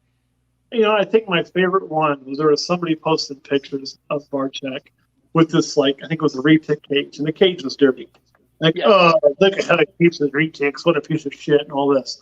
Well, if you go and you look where that picture was pulled from, it was pulled from a video about cleaning a retic cage. Right. When you go to do a video about cleaning a cage, you don't clean a clean cage, you dipshit. You clean a dirty cage. Right. Because guess what? If I took this fucking webcam that I have right now and opened every tub behind me, guess what? One of them's gonna have shit in it. I promise it is. And I mean, I have a very small collection. How many times have you cleaned an animal that day? And then later on in that day, went back and that animal's fucked its cage all up. These two retics that are behind me, the top one has been cleaned 3 times this week. The bottom one's been cleaned twice, and she's probably working on number 3. And that's just the way that it is, man. I don't keep retics other than under zoo, and under zoo I don't have to fuck with them. Somebody else does. That's really nice. But I've heard they shit like colubrids, so there's that. You know, and like or they don't. It's like, I'll be honest, man. Right now there are cages that I need to go clean. I need to. That's every one of us. Part of my birthday. Again, we should all lean into that fact rather than like trying to hide things. And again, I'm like, you know, I don't want to make this some big like negative thing about the hobby or whatever. I just again, I think we should all like, we'd all benefit from just being a little more honest. And again, like I told Bradley, I was like, hey man, like if I don't make it in time, you know, to talk to Matt, I was like, please let him know. Like I really appreciate him because in all seriousness, Matt, like I'm not kidding. Like early on, it was like you and fucking Cusco and fucking Barcheck. And so just like to be in this position in my life where I'm like, yeah, I get to like talk to these people. It's great. It's really great. And that was a large part of why I kept following y'all stuff. Because there's a lot of people that criticized others in the hobby for stupid shit that, guess what? People like me, I unfollowed those people because I'm like, I have no time for you to be a dickhead about something stupid. And you guys owned literally every fucking thing of everything, and you never shied away from literally anything ever, and you weren't political about your bullshit. You literally never even like tried to dull the blade of like, yep, this is fucking shit in this snake cage, you know, like in other words, you never even tried to just like really fucking like, you know, put the icing on the cake. But I loved that. I loved that, and I know for a fact, I'm not even saying I know for a fact that that's why you guys have the following that you do and why you will continue to have it, because there is a large part of this hobby, a large part of this sector that appreciate that honesty, because we all live it every day, and they don't, you know, get in their own heads about like, oh, we expect perfection, you know. I appreciate that. And you guys also don't understand, like, I love getting asked to do stuff like this. I do. Like, for me, this is a big deal because it puts me from an audience that's not mine. It gets what I believe out there to somebody else. You know, I will be willing to bet that after today is over, I'll see a 1 to 2, 3-person growth on my Patreon. People that see this that aren't currently on there. Although don't join right now. For the love of God, wait till the first of the month to join, because if you join now, it's going to bill you the first month. So just wait. Yeah, I hate that aspect of Patreon, for the record. Yeah, it's so weird the way that they do that. Well, they do that. You know, they didn't used to. They used to do it like you could join and they wouldn't bill you till the first of the month. Yeah. They actually fucking called me and told me to stop doing that because they've now changed the rules. And so, like, I ended up letting them talk me into changing that. You know, it's a good thing because we actually have people who would, not very many, but we did have it. They would sign up like on the 2nd and they would leave on like the 29th, and then sign up on the 2nd and leave the 29th. Well, hell, you know, I mean, and do I really care that they see the content? No, I don't give a shit. But the fact of the matter is, there are other people who are paying to do that, and then these guys now aren't. And I missed that last comment. What was that one from? Oh, Skull. We have the Vikings fan. Oh, yeah. I'm not wearing Vikings today. I'm wearing K-State, but I am a Vikings fan. So I wish someone had told me that before I joined yesterday. Sorry, hugs, misses. I do appreciate you joining, but yes, they do charge you, then they charge you. And the reason they said they do that is because all the content, the minute they join, all the backlog of content is available. So, you know, that does happen. But, you know, if you're watching this thing about joining, I would recommend joining March 1st as opposed to February 27th, which is tomorrow. Unless you just want to give me a 40th birthday gift. Yes, we literally got messages. They're like, hey, because Matt is so fucking humble, he's not going to mention it, blah, blah, blah. Well, you just ruined that. You're clearly a fucking narcissist. Like, hey, tomorrow's my birthday. No, it got mentioned before you were the cop in it, man. It's the cop in it. No. Yeah, fuck the police. This is bullshit. For the record, Matt, when Bradley reached out and told me, he's like, dude, he's like, I got Matt scheduled and blah, blah. And he didn't even tell me that he was, like, trying to get you on here. I never tell Zach anybody until until I book them and have them, you know, instant. I never tell Zach shit. Yeah, So that way it's we always love a to surprise surprise. each other with people, which is wonderful. But I was like, do you understand that I'm not going to be able to avoid promoting this with the song "Fuck the Police" in the background? And he was like, oh, Matt will appreciate it. I was like, I know, that's why I'm going to have to do it. And then I didn't. I got gun shy and I didn't do it that way because I was like, man, I don't want like his people to like your followers to like take it the wrong way, because I knew that you would understand and totally get a laugh out of it. And I laughed to myself like numerous times, like even just thinking about posting that. But it never happened. But And the cool thing is, I would laugh, but I will tell you that I know. As a cop for 20 years, I'm a supporter of good cops. Now, does that mean all the cops are good? Fuck no. There are some shitty cops out there. Yeah. They are. Yeah. And you know what? If you're a shitty cop, you shouldn't be doing this for a living. Get the fuck out. See ya. But like, you know, there's another guy. I'm gonna name drop really quick, man. Blue Line North. I don't know if you guys know. Awesome guy. Awesome guy. Yep. He's a cop there in NYPD. You know, we did a huge fundraiser there because they lost like a ton of people to COVID. So like, you know, the people on our man, if there's one thing that I'm proud of, so proud of that we've been able to do through our Patreon page, is the amount of charity work that we've done over the years. You know, we raised, I want to say, over the years, it's been close to $3,000 to give kids a Christmas here in Riley County, Kansas that didn't have one, which is just awesome. Yeah. You know, I mean, that's 30 families that got a Christmas, like, who literally wouldn't have had one. Kids shopping is the cops. Cops and firefighters take these kids shopping for Christmas. True story. Badass. It is. And these are underprivileged families who otherwise wouldn't have shit. Like, there wouldn't be anything on their tree. So we take them out. Man, they have a budget. They go shopping with us. It's pretty awesome. Yeah, that's been great. We raised, I want to say it was close to $1,000, a little better, for NYPD, for their people who died from COVID, and help their families and their children. We're about to start another fundraiser, like I talked about earlier, for one of the owners of the shop who passed away at 24. So there's all kinds of things. Plus, we sponsor tigers and parks, not Carol Baskin's park, not hers, but other parks. We've done a lot of things for the world that I couldn't have done my own. And if there's anything I'm proud of, and I'm proud of those people on Patreon for, man, it's that. They have just, every time I turn around and say, hey, here's this cause, they've answered the bell. We're currently also selling animals to raise money for our local zoo to improve their tiger cage, their sloth cage, and their snow leopard cage, which is, a mule leopard cage, which is just badass. Yeah. And like I said, Matt, that's what, again, for me as a person, like coming into this early on, there weren't a ton of channels, like not, in other words, not the number that there are today. Yeah. Obviously, like everybody's got a fucking YouTube channel, myself included. But that's what set you guys apart. I mean, it was.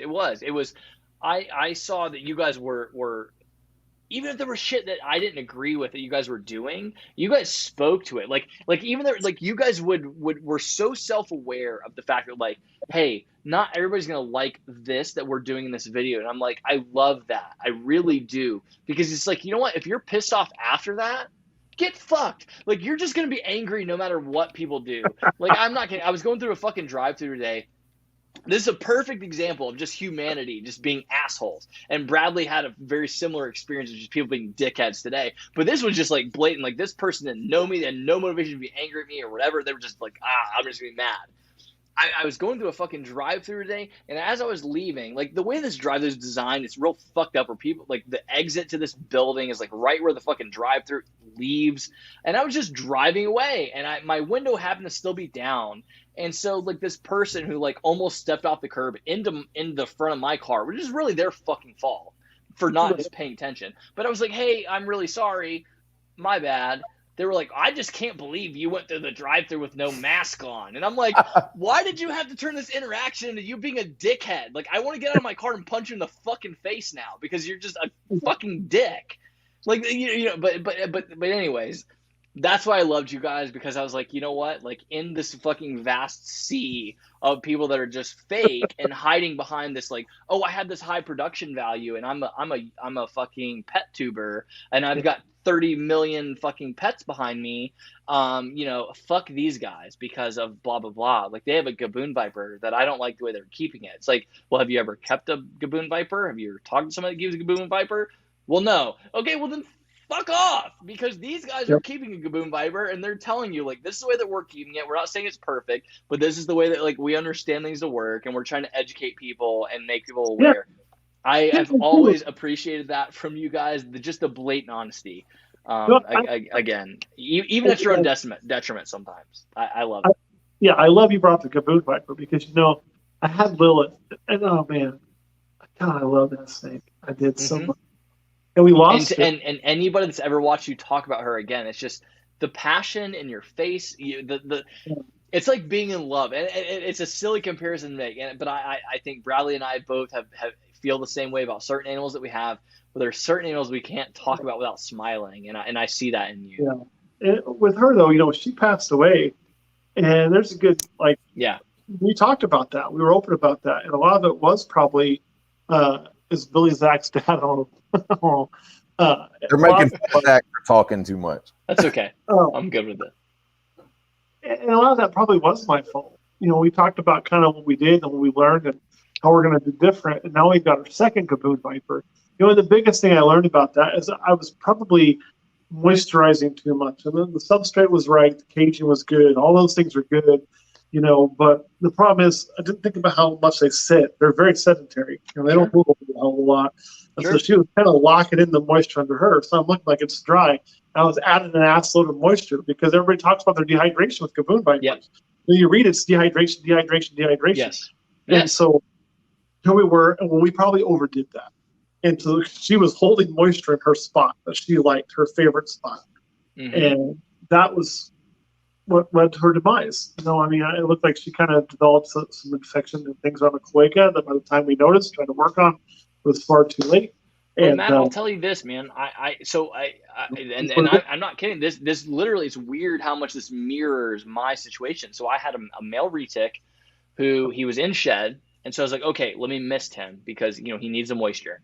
Right. He was on cocoa bedding. I had never really had much of a shed issue with him. But he was in shed, and I had just bought this mister, because I was like, hey, I know, as he's gotten older, he's having shed issues to a degree. Right. So I started missing him. Well, about 2 weeks after this, I opened up his tub, and he's got these red dots on his face, on his skin, and I was like, oh shit, he's got a skin infection from me over moisturizing his bedding. I fucked up. I've done something wrong. He's got a skin infection.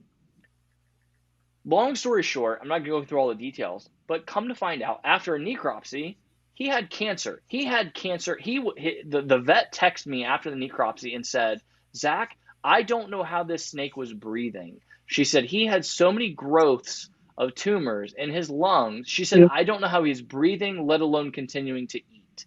So the point is that sometimes, and especially, and Matt, you will know, especially in venomous, there are things, man, like infections, like weird parasites, cancers, things like that happen in them that are completely unavoidable. And I'm not saying that you guys didn't do anything wrong, because maybe you did. I don't know. Again, maybe you can talk more about that. But my point is also, you owned it. You talked about it. You publicized it. You never shied away from a single fucking thing. And you tried to educate people. I think, whether that was the cause of her death or not, I don't know, because I didn't do a necropsy, because what am I going to really learn? I talked to people and I learned some things I could do different, and I made some changes, and we have another Gaboon Viper. Well, now I mist her with a bottle instead of my hose, so I'm putting a lot less moisture in there every single time. Sure. We tend to bathe her occasionally, and that bathing will help with her. We'll also slow her food after she grows, kind of like we did with our blood pythons. Sorry, I'm drinking a lot. So you do learn as you go, and the thing about it is the reason why we don't shy away from that. We've lost other animals. Some of them could be cancer, and some of them may not be. I mean, we obviously know how to keep ball pythons, and we've never lost a ball python, right? Sure, we just don't know sometimes. People don't talk about it enough. Sometimes animals will just drop dead, and we don't know the reason, and we can't always afford to take every single animal that passes away, especially babies and things like that, and get a necropsy done and things like that. The only reason I had a necropsy done was just honestly to verify that, like, did I do something wrong, first of all? And also the vet that was putting the snake down, because the snake was still alive. I had to pay to put the snake down. They said, look, we as a courtesy, we offer to do this, you know. And so I'm like, okay, great. Like, it's not gonna cost me $500. But it was also to just find out, like, hey, is the rest of my collection safe? Like, is there anything that I need to know about? Right. And because it was a weird circumstance. Absolutely. So you guys don't have that. And thank you, Marble Balls. I appreciate that. You know, and part of that's by design. You know, we started doing videos. We were so new. We did videos before we produced our first clutch.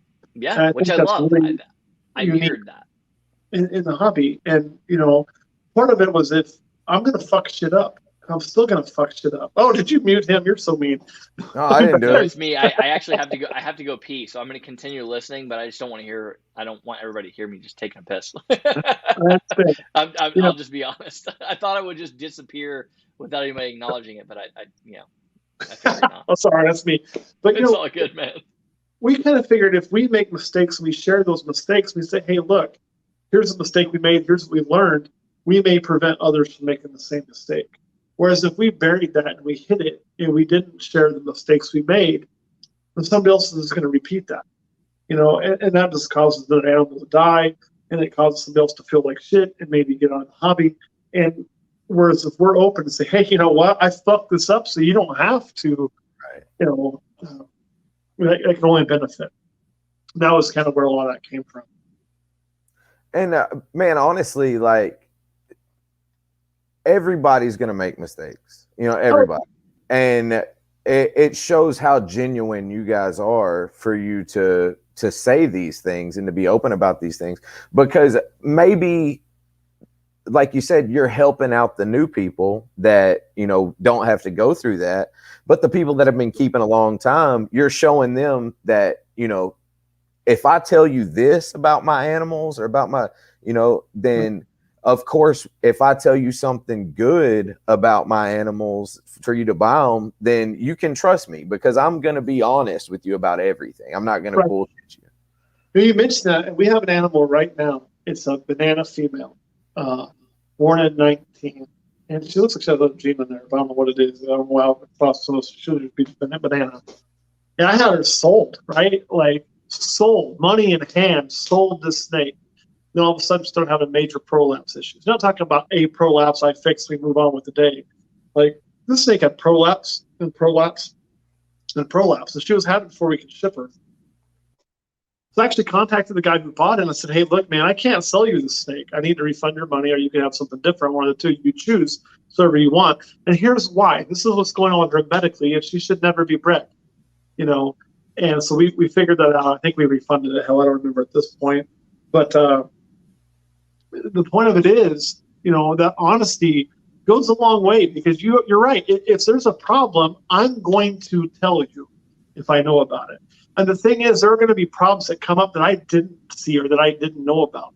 Well, now, you know, if you've been that open, when their problem comes and says, hey, I see this issue, and you're like, oh, shit, man, I didn't see it, you know, they're probably going to believe you, right? As opposed to thinking, oh, I bet you did see it. I mean, I bet you did see it, and you sold me that shit anyway.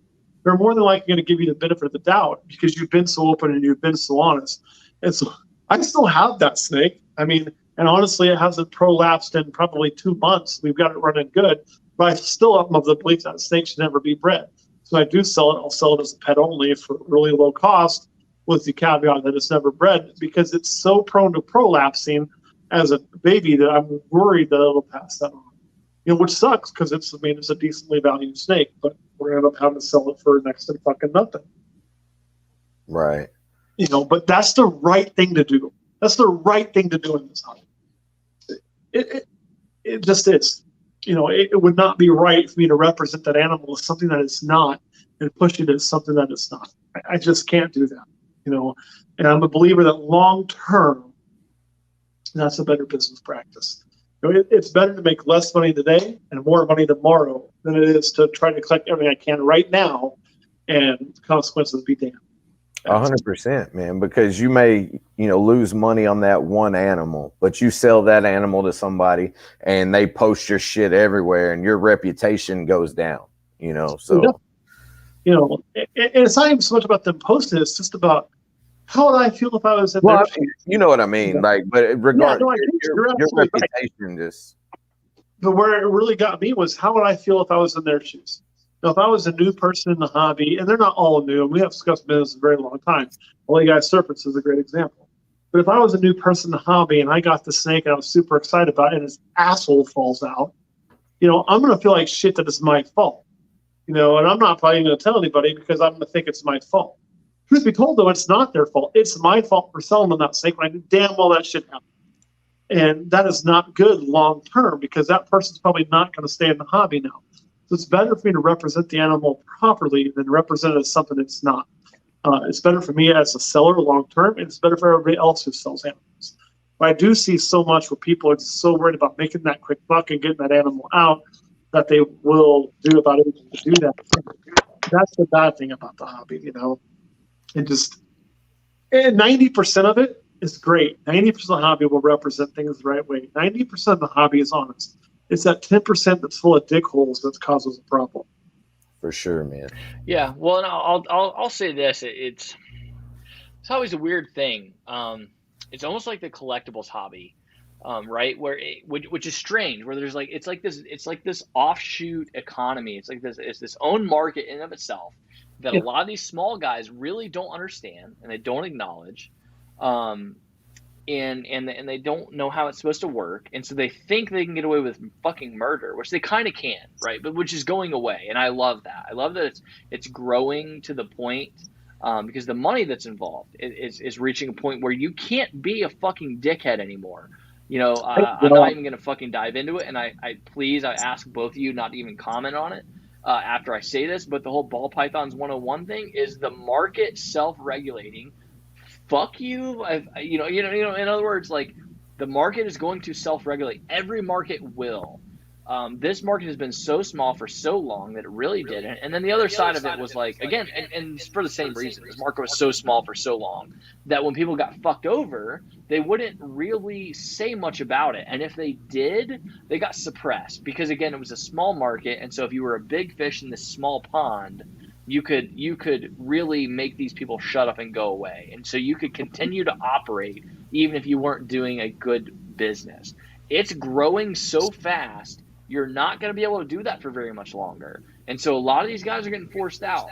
And anybody that thinks that 5 years from now, as long as we all keep supporting US Art and keep winning against these bullshit cases that keep coming up, and that's a shameless plug for US Art, as long as this industry continues to thrive for the next 5 to 10 years, you guys have no fucking idea how big this shit is going to blow up. I literally don't think that anyone understands it, Matt. I really, really, really, really don't. Anybody that follows even remotely any sort of business podcast or has any sort of business sense that's looking at this hobby that doesn't think that this hobby is about to explode any minute. Any minute, and a guy like Miguel being involved is where I identify the opportunity, because all it takes is one of those influencers, like a Summer Rae, a fucking the FaZe Clan, all those guys making one video, the right video about their investment in this industry. It's gonna fucking go apeshit, and I'm telling you, it could happen tomorrow. It could happen next week. It could happen next month, but it's gonna happen. Well, not to mention, there's a whole host of other reasons for it to grow. Whether it's that's just one angle. That's literally just one angle. Right. Whether you're a big influencer, which I don't get to watch on YouTube, so I'm so fucking busy. No, me either. I just follow other offshoots. The thing about it is, pet trade is growing. Pet trade's a great big market. It's always been a big market. And it's always going to go dog, cat, and everything else. And let's be honest, dog and cat are on the shit show. One of my cats is sitting beside me now. You just can't see her. She's one of my adopted cats in the royal bitch. They don't bite me. She just tried to bite me. Proof point. But everything else used to be dog, cat, fish. Well, fish is getting overtaken by reptiles. And everybody's always looking for the next big thing, other than ball pythons. But the problem is, ball pythons come in every color. They're the perfect size. They're really this perfect storm of what can keep in a house, other than the fact they don't have legs. If ball pythons had legs, we might even be able to be dog ball python cat, but they don't. And some people just can't get into that shit. But I do expect them to be the third largest pet in the home after dog cat. I expect dog cat ball python. Yeah. Excuse me, I really do. No, that doesn't mean I'm going to have 10 or 15 of them. There's going to be a lot of single gene ones, and people just having one, and that's okay. But that market is a growing market. I don't see us going anywhere. Retakes and berms are awesome. I have a great appreciation for them. But the fact is, they're so big, they're not a good pet for most people. It's a small market, very small market, and a market where people will get into it because they think that they're ready, and then they will get out very quickly. Yes.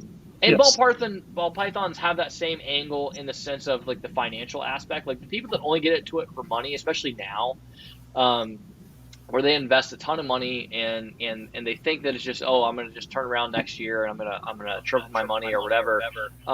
Most of those people are not really willing to see it out long term, because it's like realistically, no matter how you cut it, like you're looking at 3 years before you see a dime. And even then it's going to be like 10% of what you thought it was going to be, if you were a calculator cowboy, to quote Forrest Fanning. And I'm going to have a series coming out for that. And I'm excited about doing it. That's going to kind of be a positive and negative of that. But yeah. Yeah, you're right. Like as a business, it's a viable business. Sure it is. But it takes a long time. You're not living off of it early. And I've had so many people reach out to me over the years and say, oh man, I want to get into the ball python business. I want to make a living line like you do. And they'll ask you, like, well, how much do you actually make doing ball pythons? Or, I wish I could live just doing ball pythons. Like, yeah, me fucking too. I have a day job still. Dude, like, I'm still working a 40-hour fucking week. And you have to clarify for anybody that's watching this after the fact, that's like a new person maybe. How many clutches a year right now are you guys producing on average? We did just over 20. I'm hoping to do about 30 this year, which sounds like a low number for the number of animals we have. You've got to remember, man, we've only been at this 5 years, so a lot of animals are still growing.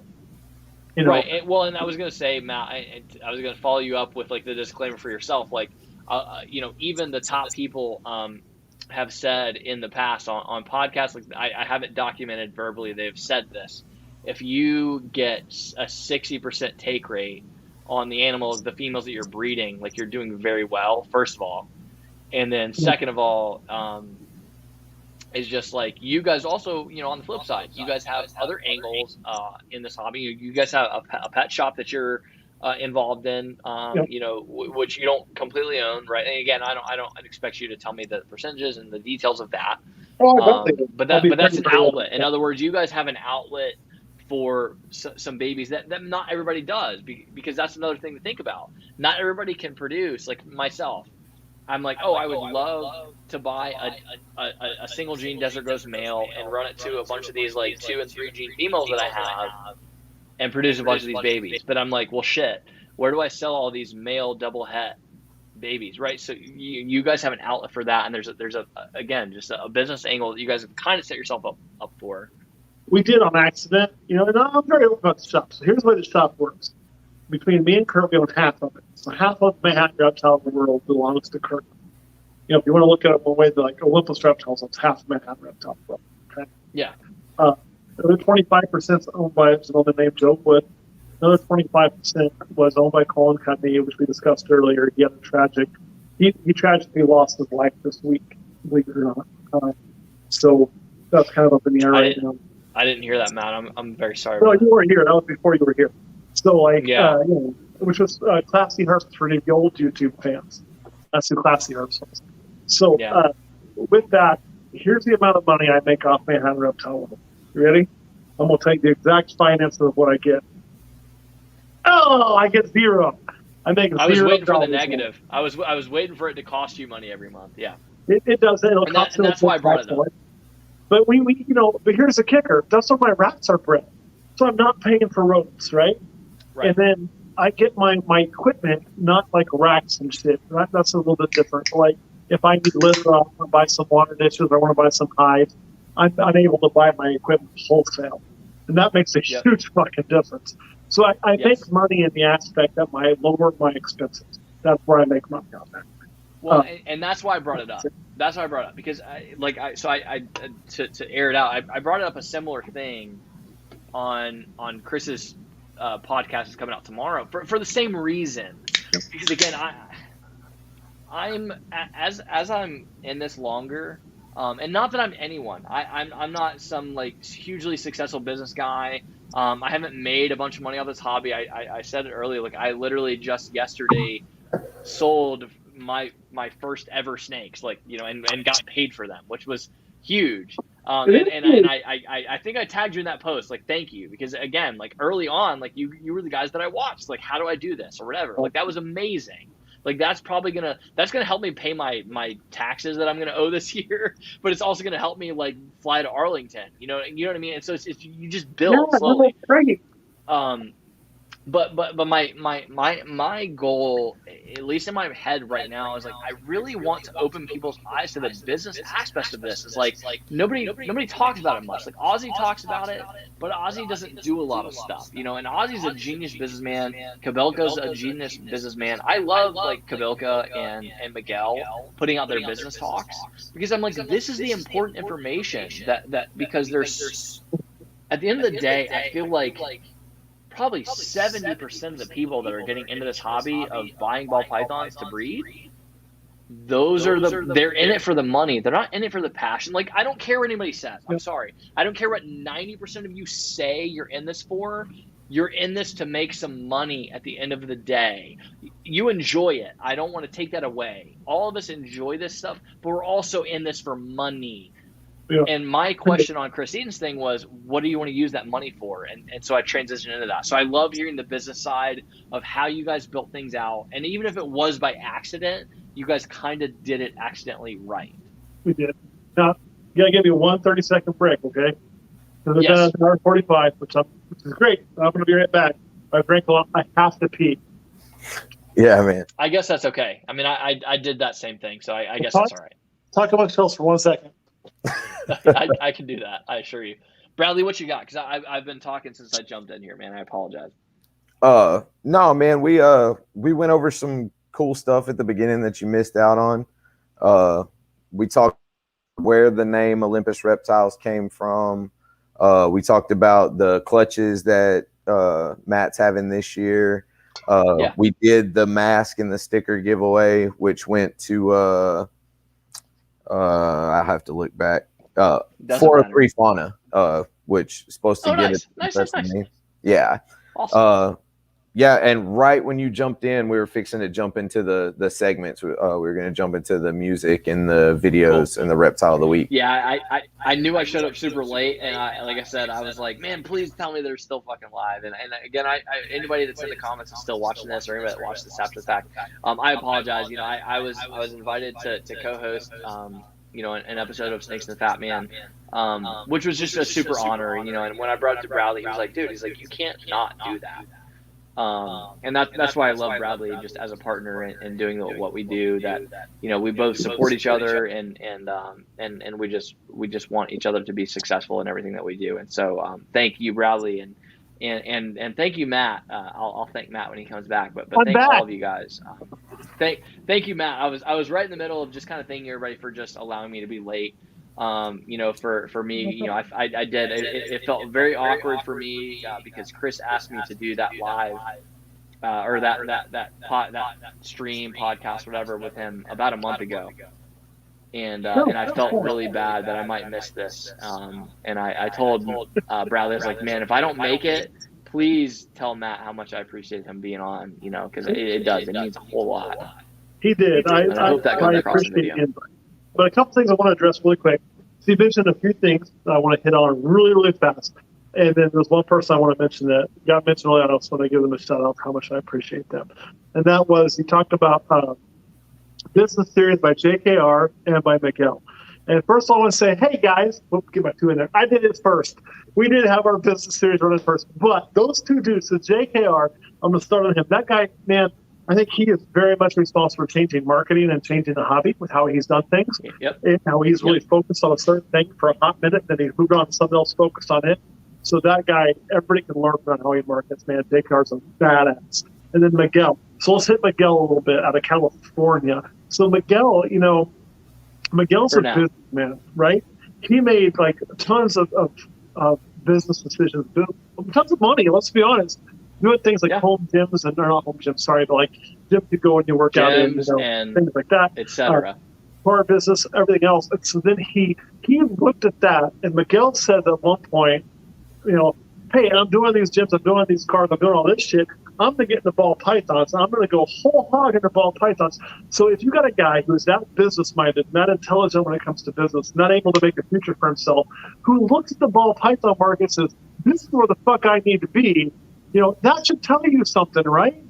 Like, that guy's got more business sense than I do. So he's seeing something in this market and jumping into it when he doesn't have to.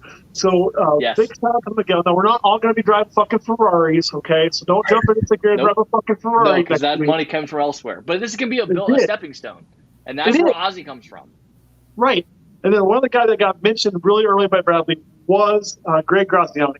And man, I got to say something about Greg Graziani, because Graziani, Graziani was a guy that for me was a very early inspiration. And nobody talks about this dude. This dude's a Florida guy. He's an ex fucking cop, right? So kudos to Graziani for being that. Dude was one of the first hit albino alligators. He was the first hit pastel ball pythons. Greg Graziani is a motherfucking OG, and nobody gives him credit. That dude's name should be mentioned with the likes of JKR, who, I don't know if you would say JKR's an OG, he kind of came in the middle, but he really up. He stepped it up.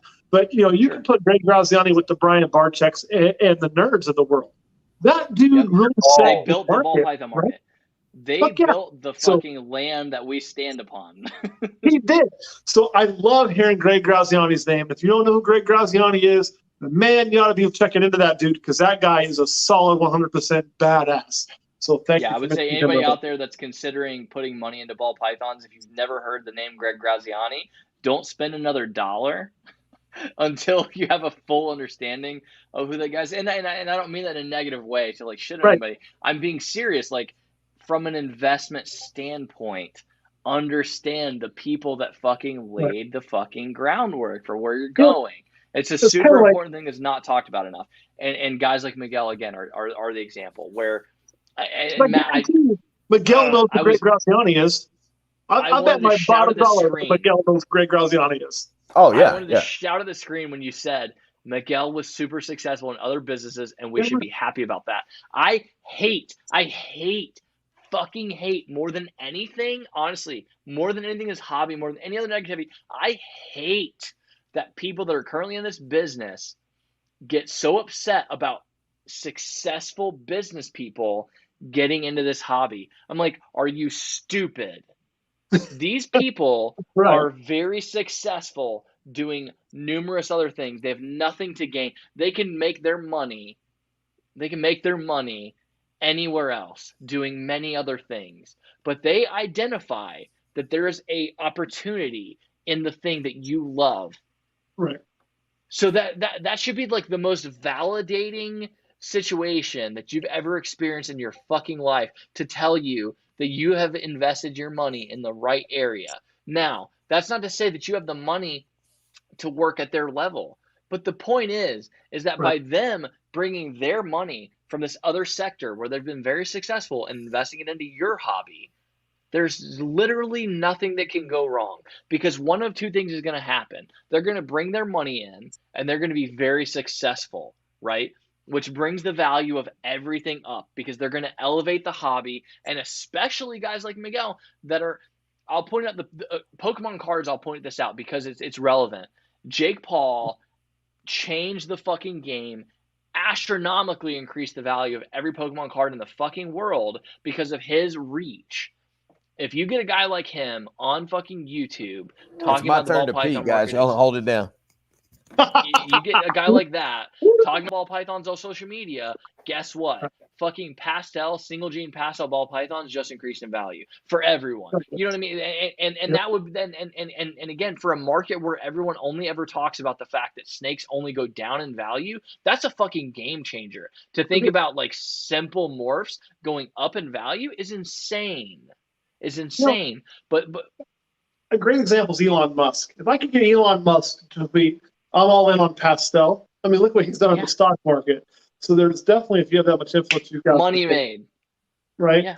But we did leave somebody out, and Marvel Balls pointed out to me, so thank you, Marvel. And that is the other Brian, the Brian that nobody ever talks about, which is Brian Gundy. You got to give a shout out to that dude. He's a sleeper, man. Tons of, he actually is a guy that I don't know how his channel stayed as small as it is. Brian Gundy's channel. Me either. I do from an algorithm standpoint. I understand why it's so small from that standpoint. But it's like the US Arc Instagram. I'm like, I understand like why they're so small from an algorithm standpoint, but I'm also like, why the fuck is not everybody following this? But that's all. But again, that in a sentence is in and of itself like kind of what's wrong with this industry, kind of sort of like because it's just the stuff we don't think about. But Brian Gundy, yeah, I love that man. I absolutely love him and everything that he brings, and there's no words. There's no words for what he has done for the YouTube. Really, he's not on any social media, but he is a true OG. He's done so much for reptiles, especially Kansas reptiles. Man, I gotta love my home state. It's great living in the No Coast area, and that is a Judd McClanahan. Okay, I've never heard that name. I'll openly admit it. No, most people haven't. So here's a dude. If he sees this, he's gonna beat my ass. But Judd's kept a low profile for so many years. And this guy was one of the first to produce, he just produced Palmetto scalus, one of the first in the world to do that on the corn snake front. He was the one who brought a lot of the venomous stuff I keep in the Midwest to fruition, including the first purple hazes and shit like that. They were called bubble gums at the time, bringing that to the forefront. He also was one of the first to produce anacondas in the Midwest. So almost all of the captive bred anacondas in the Midwest come through Judd McClanahan. So there's these people out there too that nobody knows about because they're not involved in social media. They've done so much for the hobby that we all truly owe a debt of gratitude to. That we would not be here doing some of the things. I would not have a hypermelanistic rattlesnake if it wasn't for Judd McClanahan. I would not have a purple haze in my zoo if it wasn't for Judd McClanahan. So there's all these things out there that we just owe these things. I want to say, goddamn, there's other pythons the first in the world to reproduce, like completely, not a morph. Literally the first in the world to reproduce the python at all. I want to say it was like a rough scale python or some shit like that, a really small one. Yes. Yes. I feel like I just heard about this on a recent podcast, and I'm trying to remember the name myself because I just listened to it, and I can't remember who it was. Him and another guy hit him at the same time. But I did a video on it when he first hit him because he showed up at the Manhattan show. But that's a guy that gets no credit. Everybody should know his name, because he's been involved for so long and been so awesome for what we do that I owe a debt of gratitude to, So Judd McClanahan, if you're watching, you're a bad motherfucker, man. People should go follow his Facebook. And that's not all he has is Facebook. So go follow his Facebook, blow that shit up, and tell him I sent you. That way you can beat my ass. I want to touch on Mr. Brian Gundy. He might be the nicest guy ever. And his voice, I could just sit and listen to him talk. His voice is hypnotic. But he's a great guy. The first time I ever met him, he showed me so much love and just did amazing things for me. I love Mr. Brian Gundy. And another one I want to shout out, Matt, that you don't see on YouTube that doesn't get a lot of love and people don't know is Keith McPeak. Shout out Keith. So tell me about it. Yeah, Keith Bradley, McPeak. You've talked about him a lot, and I love that, man. Yeah, he's another OG, man. Like he's one of the original guys and been doing it a long time. He's influenced a lot of people that I'm really close to, some good friends of mine, and just definitely. I'm not gonna go real deep into it because I wanna hit our segments, and we've kept you busy for 2 hours, but. Definitely go look up Keith McPeak, Matt. I think you'll definitely appreciate him. I will certainly have to. There's people like that all over the world. Like there's these guys I know in the Midwest who fit that bill, that nobody knows about. Yeah, that's awesome. I love that about this hobby. There's a guy in the Midwest in Wichita, Kansas, that actually works with McClanahan who has a fucking warehouse, like a fucking warehouse full of animals. Nobody knows his name. Yep. Nobody. But that's my point, Matt. John Stoltz. That's another guy. John he shies away from social media. But John Stoltz is a fucking badass. Like Kansas Reptiles would not be where they're at without John Stoltz. So I drink to you, buddy. And like I said, I'm just telling you, man. Every time that we have talks, Bradley, with anybody that's been in this for a long time, all they do is identify for me and just point out more obviously to me how much opportunity there is for this to explode. I'm fucking telling people, I'm putting it on record, and I keep saying it, and I'm going to continue to say it. In the next 5 years, reptiles are going to fucking explode, and it's going to be insane. Not even just from a popularity standpoint, from a money standpoint. Like, what you guys think right now is expensive for a fucking visual clown male is going to be fucking 3 times the money in 5 fucking years. I fucking promise you. I promise you. It's factual. It's going to happen. I recommend everybody do as a breeder. If you're a breeder and you've been in it 3 or 4 years, here's something I'll tell you should do. Because I think it's very hard to maintain the confidence and seeing what you're doing and seeing the value of what you're doing. Because you're right. It's something that I think it was, we were all about the money at some point. And the money is important if you're going to do it for a business. You can love animals all day long, but I can't afford to do what I do and have the animals I have if there's not money coming in from it, right? Let's be honest with ourselves. The business aspect is important. And I love that you brought that up. Because most people try to shy away from that. They're like, "Oh, 100%. It is fucking important. Let's not lie to ourselves." But sit down about once a year and go through everything you have and make a spreadsheet or however you visualize shit and value it. Seriously, value your equipment. Value your equipment as used equipment. You know what I mean? Value your animals, your adult, female, everything you have. I think what in other words, put a number on it. On if I sold out tomorrow, what can I get out of everything I own? Exactly, and I think what that does, especially when you're looking and you're like, man, there's not that much money going in my right pocket. My wallet's not getting fatter. Is this worth it?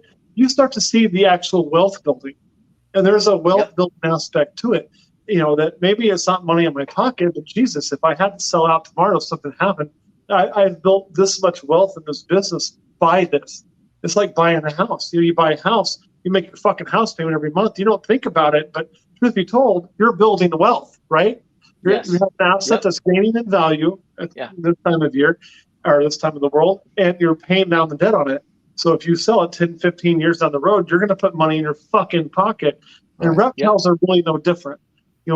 I do that about every 18 months. And it's amazing to see. Holy shit, like our business is actually worth this. That doesn't even include the business name. And to be told, like our business name is worth something because of the following week. But I think that's important for everybody to do, to kind of see where you're at, see, even if you're not feeling that money you're making, to realize that, hey, even though I'm not putting cash in my pocket and I'm not driving a new fucking Lambo or what the fuck ever your goal in life is, I'm making wealth. I am making assets. Yeah, that's why I keep talking about liquidatable assets. Fuck yeah, liquidatable assets. People don't think about it as this is alternative investing. People don't realize it. Everywhere you spend $1 is investing. Like, so you can either invest in a McDonald's fucking cheeseburger this afternoon, or you can invest in whatever. You know what I mean? But like, they're all assets. At the end of the day, like, you're investing in everything. Every nickel you spend is an investment, and it's either good, bad, or otherwise. And all these snakes, again, I don't like, if I got not another fucking dollar from all these animals, I'd be pissed. I'm not gonna lie, because I'd be like, God damn it, I spent a lot of fucking money. That's the reality. That's the reality. I would love them all until the day they died, but at the same time, I would be fucking hurt financially. I'd be like, fuck, I spent a lot of fucking money on this shit, and and that's me being honest. You guys hate me for it or whatever. I'll probably get hate for this. That's the fucking reality. Anybody that hates me for it is not being honest with themselves. Okay? So kiss my fucking ass. But that's just the reality. But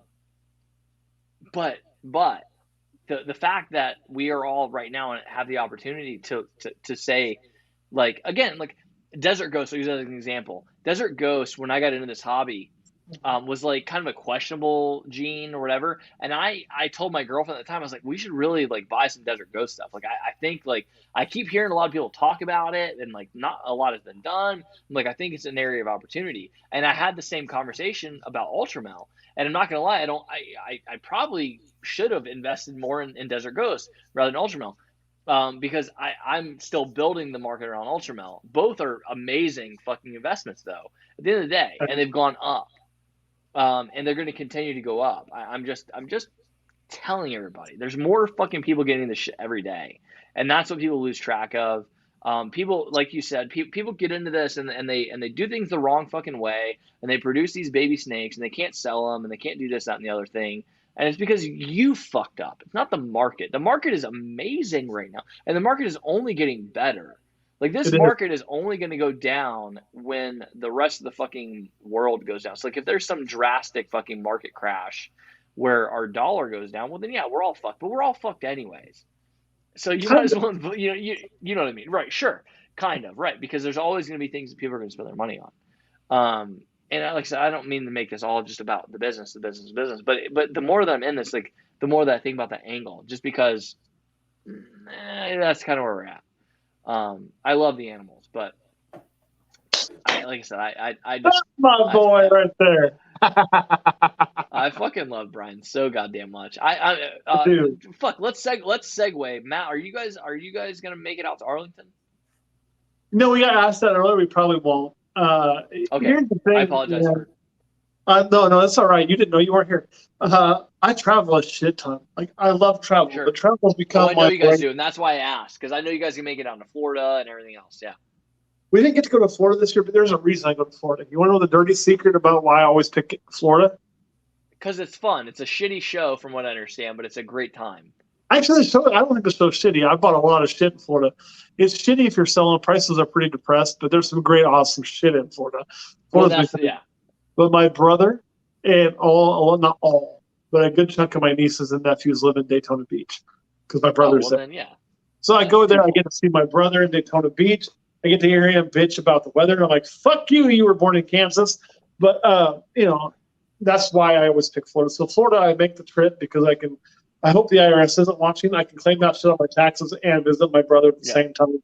So there's a reason why I think that's valid.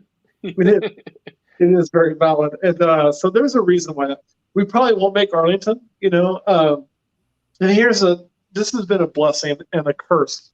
Although if you're from Patreon and you're watching, don't stop. Keep buying stuff. We haven't had to sell at a show in a very long time because Patreon takes care of it. That's becoming the story. It's fucking awesome. It's great. And I'm very, like I say, I'm blown away by it. But with that, there'll come a day where we sell at shows. And I can't wait till I'm retired from being a cop. I told my boss ain't watching. Yeah. Because I'm retired from being a cop, then, it's fucking, let's go. Like, my goal, and I'll put this out there, my goal is to be producing about 100 clutches a year. Okay, that's my goal. When I do about 100 clutches a year, I think I can live off this, me and Kurt. So we can do just this full time. And then I can go to shows, 2 to 3 shows a month and have a fucking blast. I love going to shows. I love selling stuff at shows. I literally do. I love it. I fucking love it. I enjoy it. It's fun to me. It's great. But I can't wait to do that. But it's going to be a bit, so that's our goal, I guess. And that was probably not I'm drunk as shit, so the answer probably wasn't. No. That's actually a really solid fucking answer because again, like I was on a stream, prior to this, and one of the questions I asked was like, hey, like, what is your goal with this? Because again, a lot of us are just like, oh, I just love snakes. I just want to keep breeding snakes. And, like, I want to sell them. And I'm like, yeah, but you want to sell them for money, right? And they're like, well, yeah. I'm like, okay, well, what do you want to use that money for? Like, that's my, that's my thing, Damn right. And if your answer is I just want to buy more snakes, I'm like, okay, cool. But a lot of people, a lot of us are like, oh, well, what I really want to do is I want to pay my house off and I want to use this house as an investment property. And then I want to use that as a springboard to do this other thing. That's what interests me. I love that fucking angle more than I love anything else in the fucking world. Because I love that something you're passionate about can springboard you into financial freedom. Do you want to know the Olympus angle? So what? You want to know the Olympus angle? Yes, obviously. I'll tell you. The day I can replace my income from the PD as a cop with reptiles through whether it's through Patreon, YouTube, snakes, or any combination of the three, I'm done. And that's what all I'll of do. us. You know, I would hope. That's many of us. Yeah, I don't need to make more money than I make now. I just need to make enough money to do what I'm doing now. If I can maintain the same quality of life I maintain, I don't give a shit. Zero fucks about being rich. Yeah. Zero fucks. Being rich, making $1 million a year, or whatever the fuck you consider rich, to me, means nothing. It means absolutely dick. If I can maintain the same quality of life, I will gladly leave what I'm doing and do just this. That doesn't mean I won't do some charity work on the side or some things on the side, because I do think, we're going to get a little political here. I do think the justice system is completely fucked. It's totally fucked. Ties your hands. Yeah. Well, what I mean is, and it's not, cops get blamed all the time. It's like, oh, they're racist cops. And are there racist cops out there? Probably. There probably is. There's some asshole cops out there. But for the most part, cops aren't racist. But the justice system has problems. The justice system is geared to fucking the poor. It is. Yep. It's kind of colorblind. But if you don't have means, the justice system will fuck you in the ass and not give two shits about it. And that is one thing I've learned from working in what I do. And I'm not going to say I won't work to change that, because in 20 years I've learned that. And I honestly would love to see it be more fair across the board, whether you have $1 million in your bank account or whether you have negative dollars in your bank account. The justice system should treat you the same. It fucking should.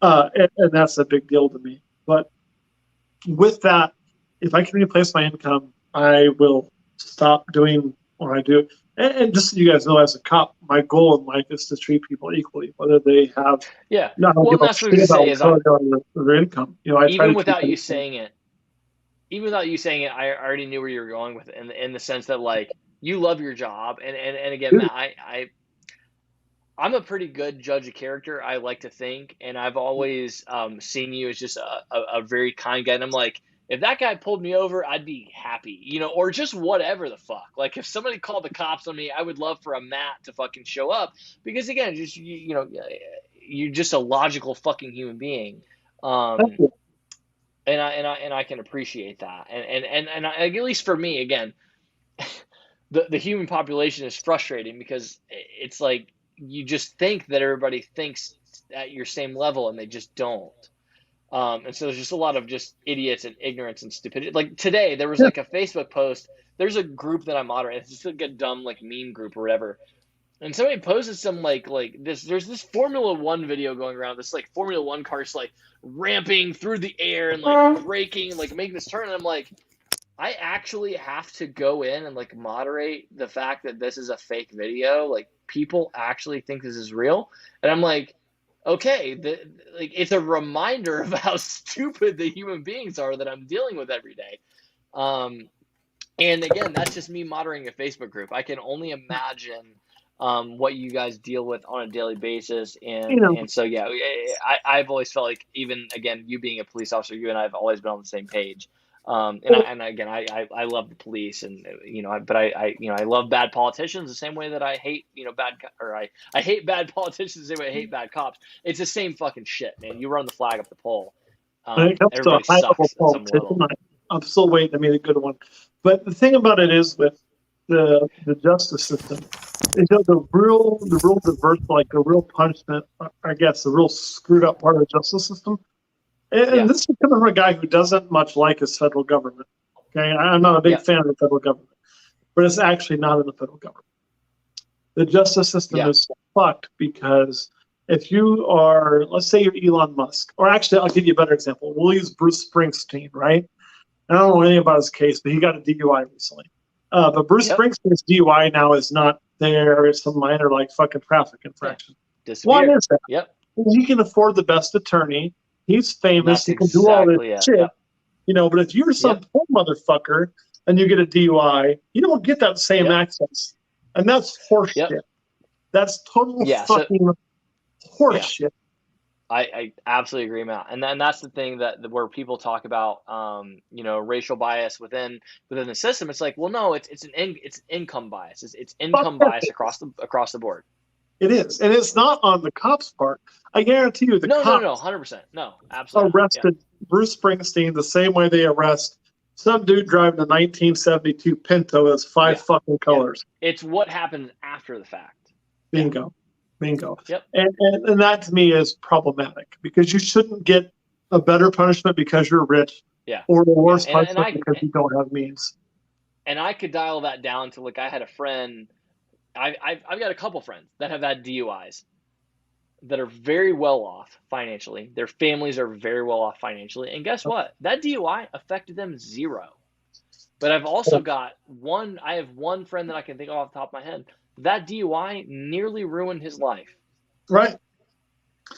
And that shouldn't be a case, that shouldn't be a thing where the same offense affects two different people very differently based only on the fact of how much money you have access to. Exactly. That's just the reality of the world we live in. But you can even it's not just involving stuff, DUIs. That's and I hope that people that are hearing this after the fact understand that. We're not just talking about DUIs. We're talking about, like, systemically, the system is fucked up. Where if you have enough money, you can get away with a lot more shit. This is not even from a conspiracy standpoint. This is just the blatant reality of things. You can make a lot more happen if you got money, and that's, things get weird. But fuck yeah, man! If you pay an attorney to do work for you, he's gonna do nothing but work for you. But the public defender who's got 30 fucking cases and doesn't know your name until the day as much good intention as he has, there's only so many hours he has in the day. Even if he's a damn good attorney, because most of them start that way. Exactly. Even on the fucking speeding ticket, too. If I write 2 speeding tickets, and one of them is to this guy who's a fucking part-time janitor, right? Yeah. And one of them is to the head football coach at K-State. Not that I'd ever get a Chris Klein a speeding ticket, but just saying. Who do you think that hurts more? The guy with the $2 million salary doesn't give 2 shits about $125. The guy who's barely feeding his fucking family, he does. That is not a fair punishment across the board. Yeah. It's not. Now, I'm not saying I have the answer. I sound really fucking liberal. It's just nobody does, man. That's reality. Fucking answers. But, and the bad thing is in law enforcement, I feel the brunt of that because it's like, oh, these cops are terrible. Man, it ain't fucking me. I'm not the one fucking people. That's the legal system. The legal system has been fucking people for fucking years, and I get blamed for it. But it is what it. I don't give a shit. Your job, man.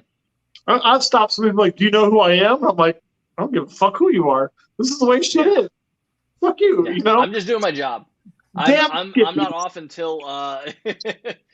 Matt, tell me about your Corvettes, man, because I really am. I like going into this in all seriousness. I'm not kidding. That was actually more what I wanted to talk to you about than, like, even snakes or anything else. Because I'm like, I've watched his videos, I've heard about his snakes. I want to know about his cars because you don't talk about it a lot on your channel. And I'm a car guy, so you've got an older vet. I'm not super familiar with the big fender vets. They were my favorite Hot Wheels. But I know you've got a C5, and a C6 at least. And then you've got another vet that, again, I'm not going to declare that I know the generation of. So there's a couple reasons. So you've got 3 vets, right? 3 vets currently. I don't talk about the cars too much because it just, it lends people to believe a false narrative about what reptiles do. They're like, oh, you got all these fucking cars making money on snakes. No, I'm making money because I have no fucking crotch fruit, which would be babies, have no children. And both me and my wife work a full-time job. So, I have cars instead of children. But with that, I have a 1974 vet that I bought when I was 19. And it's got an LT1 of a 1995 vet in it. It's a fun fucking car. That being said, so out of a C4, That's a C3. C3 on that one. Oh, that's C3, excuse me. Sorry. Yeah. See, that's why I don't fucking throw shit out there like I know stuff. No, it's the big fenders, the shark vets. It's fucking cool, man. That car is set for about 2 years. I need to redo the brakes on it. Just go through it, find time to replace tires. Just need time and That's money. that like kind of bastard generation where people love it or hate it, and like Right. it's good or bad, or That's generation. I'm a big, huge Corvette guy. I got Corvette tattoos and shit. I know you are. That's why I want to talk about it. That generation started in 1968 and ran all the way to 1982. So it was the longest running vet generation ever. Mine's a 1974, which is just right outside the prime time. You go into 1972, 68, 72, you get the chrome bumpers. Everybody loves those. Everybody hates the plastic bumpers, which mine is. But mine's a complete custom build, so fuck them. I don't care. I love it. But I haven't really fucking done much of that for a few years, I'll be real honest. And I did have a C5. I had a 1999, and I always joke that was the car my parents would have bought me if I had rich parents at graduation. I didn't, so I had to wait a few years and buy it my goddamn self. That was my high school graduation, was 1999. It was navy blue metallic. I love that car. We built it a little bit, nothing too crazy. Packed a bunch of shit in the exhaust header and caught it on fire. So it's gone. Gone but not forgotten. And with the insurance and the new payments, it was paid off. I bought a 2006 Corvette that is Daytona Sunset Orange Metallic that I fucking love. You've seen the blue C5 you had. That was my favorite color of the C5 vet. In all honesty, oh God, mine too. That navy blue metallic was just bitching, right? There wasn't a lot of them out there.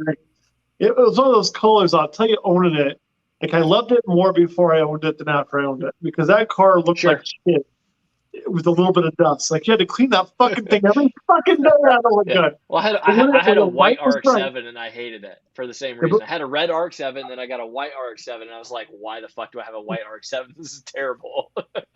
The thing with that C5 though, man, when the light was right, it had that bluish, purplish color to it. Mm-hmm. And at certain times it looked black. Nothing looked better. When the light was wrong, it was this, this kind of terrible. Yeah. But I got this Daytona Orange Sunset Metallic 2006. That's my car. I fucking love it, man.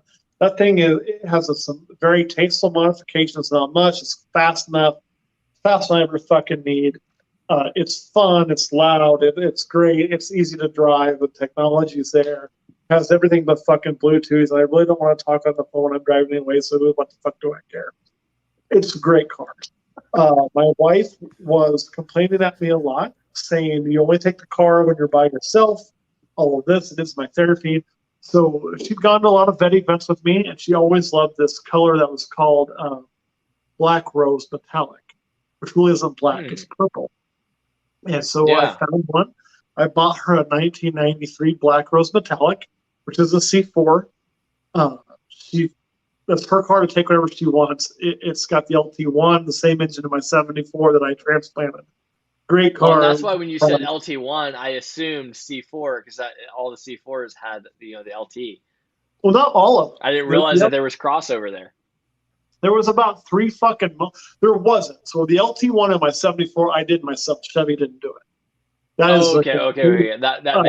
That makes so much more sense then. Okay. Yeah, it's completely still legit. There's still a computer. I was kicking myself like, you don't know shit. Yeah, it's a fucking resto mod before resto mod was a known term. We did that, right? Now, the C4 era actually ran several different motors. You had the Crossfire injection motor came out. There was no 1983 for that. First one was 1984. They skipped 83. It came out in 84. It was horrible. There's not a lot of aftermarket for it. I fucking didn't want that. Then you had the TPI motor, which ran from 1985 to, I want to say, 1990, 1991. Yeah, they went for a while. Yes, and then you had the same style motor like in the Impala SS, I think, and a few other things. Yeah, and then the LT1 crossed over to the Impala, the Camaro, the Trans Am as well. Yeah. And that was the motor I really wanted for my wife. Plus, it was the right color in '93. That's the only color she would have wanted. And that's her car. She fucking loves it. It's well optioned. It's great. Has both roofs. She enjoys it. And that's the three vets we have. But really, too, I also have a 2018 Jeep JL, and I love my Jeep. If you've never had a Jeep, fuck, man, those Wranglers are great. It's not bad on the road. Gas knowledge is but to be able to throw the roof back on a soft top, that fast, drive anywhere you want. It's fucking awesome. And then My wife's a little spoiled, so she has a 2015, I think, SRX Cadillac that she rolls around in day to day. So Okay. we are car addicts. The cool thing about living in Kansas is houses are a lot cheaper in Kansas, so I can spend less on my house and spend more on my car. And the cool thing, and again, Matt, people don't think about that angle of stuff. Like when they see what people have, they're like, "Oh, this guy's got so much money." It's like, well, no, this guy just has no debt in this area of his life, and he's got but again, just I'm trying to apply logic to human beings where there is none. right? But no, Absolutely. I have always appreciated that from you guys, from you just in general, that because I've been a car guy forever. I always will be a car guy, and so we've always had that connection, whether you knew it or not, and that's why I was excited to talk to you. And the cool thing with cars too is let's look at my C6 Vet. It's an '06. That's fucking, we're to 2020 or 2021 now, right? So that motherfucker's like, what, 15 fucking years old? Yep. Which is amazing. For the record, I drive a 1995 240SX every day, and I drive it daily. But the other thing is, people turn their heads at it. I go into fucking gas stations. People are like, "Oh, is that your 240 or blah blah?" And also, it's not a C6 vet. C6 vets are amazing. Like vets in general, they're so undervalued. They're so underpriced. Anybody out there is listening to this right now that doesn't own one, that has a little bit of money, that just like wants a fucking car to drive and have fun, go buy a fucking Corvette. They're great value for your dollar. They're a blast. The cool thing with the Vet too is this twofold. One, I get asked all the time, "Oh, is that like a 16 or 17?" Because people don't fucking know. They have no clue, And the other thing too with the Vets is there's so much there's this weird cult following, right? Yep. And so this year alone, in October, I'm planning to go to Eureka Springs, which is also where I got married. More time in Arkansas. More time in Arkansas. When you come to Eureka Springs, you have to fucking tell me, man, because that's not far from me. I'll let you know. And I've also got family in fucking Altus and shit. Well, actually, my grandma now lives in Mountain Home, Arkansas. And then my cousin is a professor at the University of Arkansas. So I got a lot of ties to Arkansas, man. I grew up spending my summers in Altus, Arkansas with my grandma and grandpa when they lived there. My grandpa was murdered. Yeah, I know, right? Fucking tragic. I kept up with a dad died when I was like fucking teenager. My grandpa was murdered, but trust me, I've lived an awesome fucking life. But yeah, so I've got a lot of connections to Arkansas. Arkansas is like home, especially Ozark portion. I love it down there. But we'll go to a Corvette event there, and then we were going to a Corvette event in South Dakota. We're gonna go to the Black Hills and see Mount Rushmore, before they put Biden over some stupid shit. We're gonna go check that out and enjoy that. And there's all these events all year long for vets that makes the vet, it gives it extra value, I feel like, because there's so many things you can do with it that, I couldn't do if I would have chosen a Mustang. Not that a Mustang's a bad car. I actually fucking think the Coyote engine is a badass fucking engine. Like Ford designed that really well. But the extra events and the extra things for that just make it really well. It's a culture. The culture. The culture, right? Unless you have kids. If I had kids, I probably wouldn't be in a fucking vet because I'd have to give them to the grandparents. And it complicates things. Yeah, it does. It absolutely complicates. Even when we go to South Dakota, we have to take 2 cars because my wife ain't leaving the fucking dog somewhere. Our 2 dogs have to go with us, so we have to take. I'll take my vet. She'll follow in the caddy or the Jeep, and it is what it is. Oh my God, guys, I'm fucking hammered tonight. I'll be honest. I love it. I love this is the whiskey bottle. Okay, a lot of people have drank on here. A lot of people have maybe done other things that are legal in their area here on this show, but no one's ever drank a whole bottle on this. Not even. So I'm thoroughly impressed, and I don't know if you've been paying attention to the comments, but I feel like they might have. A drink off, just not been documented. A drink off in the works between you and Brian Cusco with his whiskey channel. And Brian's here if you wanted to ask him about that bottle, like we were talking about earlier, because I didn't know he had a fucking whiskey channel.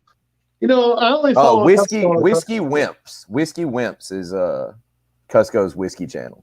Kurt and I talked about doing a drinking channel. We never got around to it. And I haven't drank the whole bottle. There's still some left. But if you count the margarita and the fucking spiked hot chocolate I drank earlier, I'm probably about a bottle fucking deep. I wouldn't let you drive anywhere. Dude, I'm in my house. As a professional bartender, I'd be like, yeah, you need to sit your fucking ass down and call your wife. Fuck yeah, I do. I just got to make it up the stairs. Even now, I don't know how long it's going to go. So even that's questionable. You're like, that floor is looking pretty fucking comfortable. Oh, man, I'm in my favorite room in the house. So check this shit out. That Mortal Kombat 2 game back I there. figured as much. No, I'm not even looking at the Mortal Kombat. I'm looking at the Rampage machine. That too, Rampage man. That is too. so fucking fun. So here we go. Ready? So you got the Rampage. Well, wait a minute. Am I going the right way? There's the Star Wars set down here. So there's a bench seat there. Oh, shit. Oh, yeah, that's amazing. Right? Mortal Kombat, Rampage. In the corner is fucking Galaga. I got a Space Invaders. It's not really Space Invaders. It's got like 7,000 fucking arcade games on it. Old classic Nintendo. You can play fucking Mike Tyson Punch on that bitch. There's Teenage Mutant Ninja Turtles. So this is like my personal. Oh man. I'm calling it now. If I ever come up there, Matt, I got shot on Raphael. Like Wait, did you just say if? Oh yeah. You mean when I come up there, it's Matt? Gotta happen. I got Raphael. Like seriously, I swear to God. So like, I don't know how familiar with the Reptile House, but like, if you wanted to come up and film for a weekend, we'd be all open to it because we actually have the spot for that. We have a place for people to fucking stay while they do that shit. That's fucking awesome. Yeah, you guys basically bought out a whole other house for your reptiles. We did. It's been which was amazing. Great. And again, that was another thing I loved. It's been a double-edged sword. So we're still learning. Like the heat regulation down there fucking suck. I honestly will tell you the fact that the temperature doesn't hold very well down there and set me back probably a year. But we've got everything insulated better now. I got rid of all the windows. All the windows were covered in R13 insulation. Was that because of it being in the basement and it was like stone? And I'm trying to think back. It's been a long time. So the stone wall fucked us. The way the windows were done kind of fucked us. So we're working hard to make that better. I think that's hurt us on some babies. It's hurt us on some adults. You live and you learn. And so we've got that kind of figured out. The windows, we're holding temperature much better.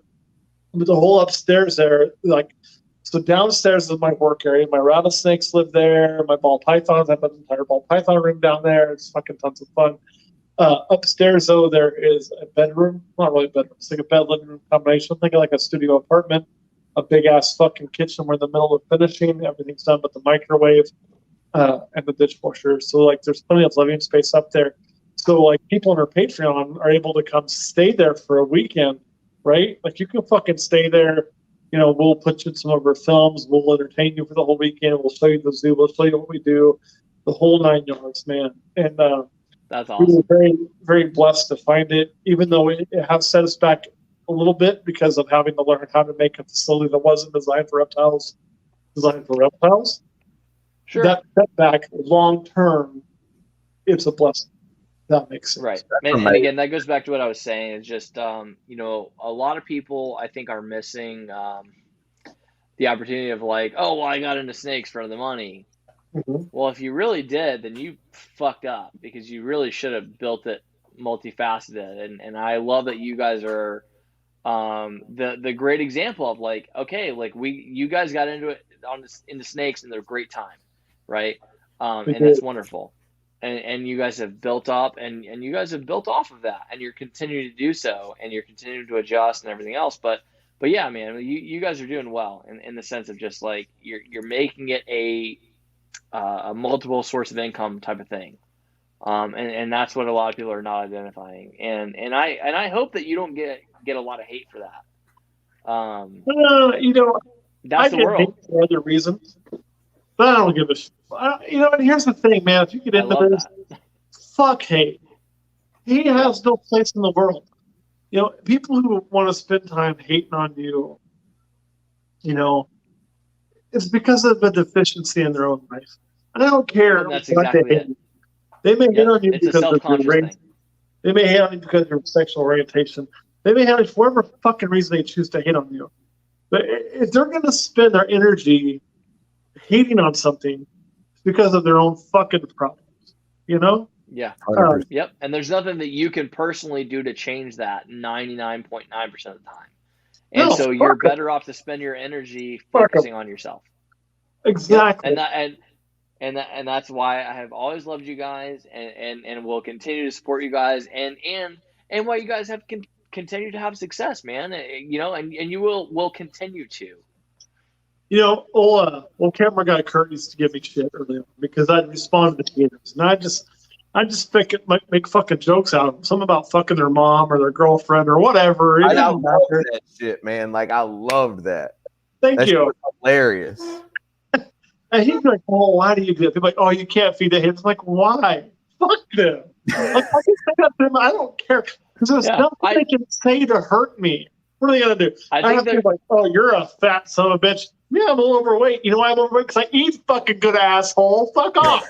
Well, and I think what people don't understand, and what I struggle with myself, even there's a line in the sense of like, we can't just ignore people that talk shit, right? Because if we ignore them, they run rampant, and they become the standard, and they become what people that are outside of the hobby see, where they're like, oh wow, like I just got into this and this is what I'm experiencing. And I can speak from experience because I have a good friend who well, not a good friend, but like an acquaintance who we work in the same industry, and she got into reptiles, and she literally made a Facebook post the other day that like I reached out asking for help with the chameleon because I just got chameleons, and she's like, there was so much hatred and I got shit on for this, that, and the other thing, and I felt terrible because I'm like, this is what people that are trying to fight their way in, and you shouldn't have to fight your way into anything, but she was trying to fight her way in to keeping chameleons. And I'm like, why? Why shouldn't everyone who has a chameleon love you to death for appreciating this same animal that they love? Like, why shouldn't we all? And I can learn from this for myself. Like where I've judged someone in my head, and I've never verbally or even online said anything negative to anyone that's keeping these things. But just like even people that are doing stupid shit, you have to approach them from a positive standpoint. Like we all, for the love of fucking God, even people that are being assholes, have to fucking try our best to be fucking nice. Because we have to understand that this shit is all going to be seen after the fact. You know, people that are trying to get into it are going to Google these things, and anything you post on Facebook, anything you post on the internet as a whole, like I can't believe that 2021, and I'm having to say this, but anything you type into the fucking internet in 2021, there's a fucking record of it, even if you delete it. I'm sorry, it's the facts. So just be fucking nice, and if somebody's interested, even remotely, and they're doing it the wrong way, if they're interested in something that you're interested in, help them. Please, for the love of fucking God, help them. Even if they're a fucking dickhead, please help them. And all you can do is offer the help, and they'll either choose to take it. Exactly. And after that, it's whatever. And if they don't take it now, they'll probably take it later. Yes. Yep. Because they're going to learn, and that's it. It just not only is it the search thing of people are going to find it, but fuck, man, you're not accomplishing anything. Yeah. You're not paying any attention. Yeah. Because the girl that I'm talking about, her post, she said, hey, I just got this chameleon and I posted in these groups, and she's like, I just got hate, and she's like, I was just trying to ask for help. Like I genuinely want to raise this animal to do better, and she's like, I got literally nothing. I got nothing to help me. And so she's like, the animal is still in the same cage. It's kept in the same condition as it was prior to me making this post.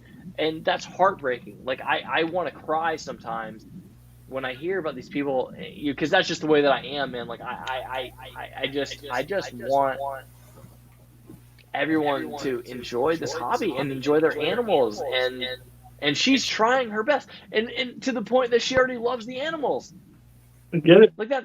What more can I ask? After that, it's just put in the work. And she's doing the most of like, hey guys, what do I need to spend money on?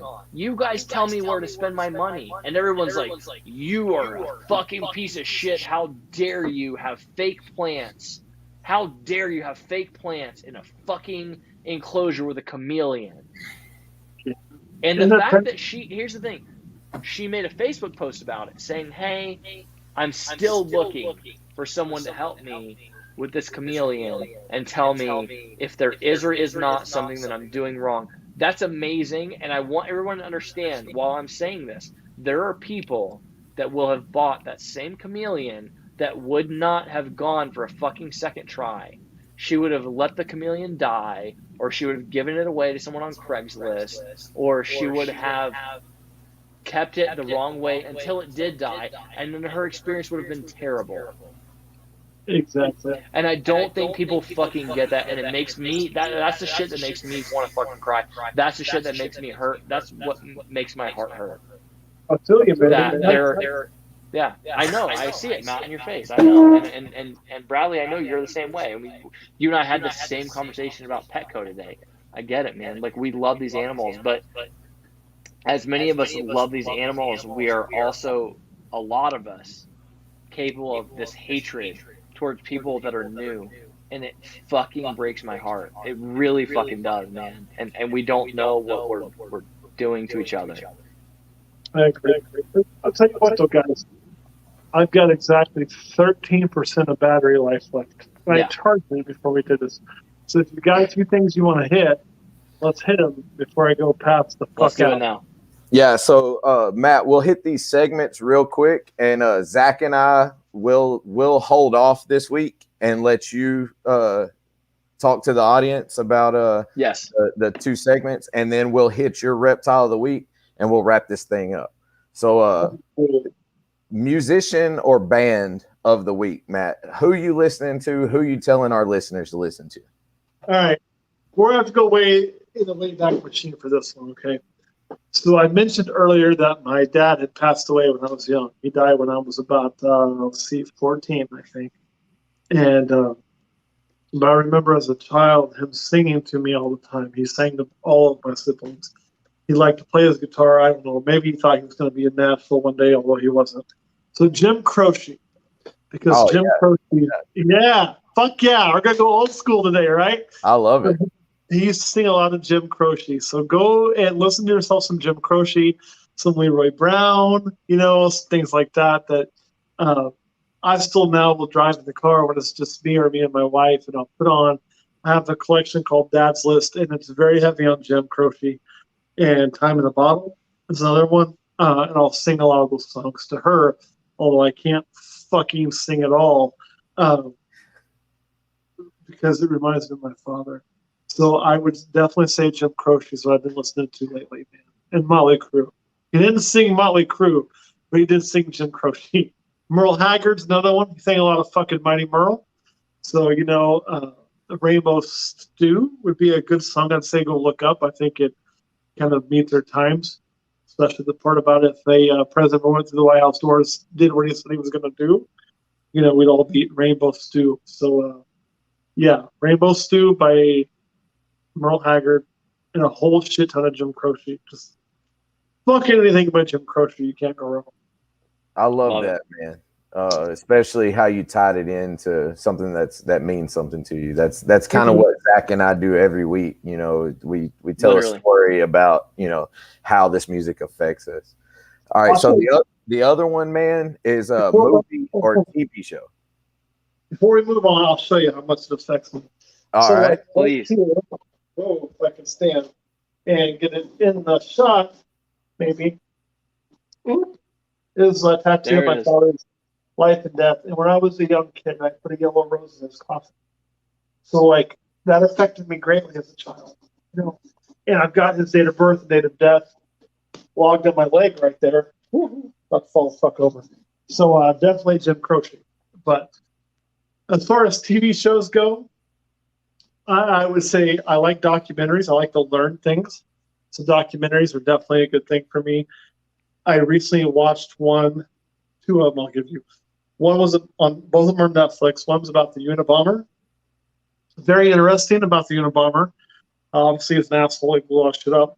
But you can kind of see some of his political views. And I was surprised to find out he had like 160 plus IQ. And you can kind of start to see where the guy came from, although he went about it the wrong way. So that's one. Another one was called The Confessions of a Killer.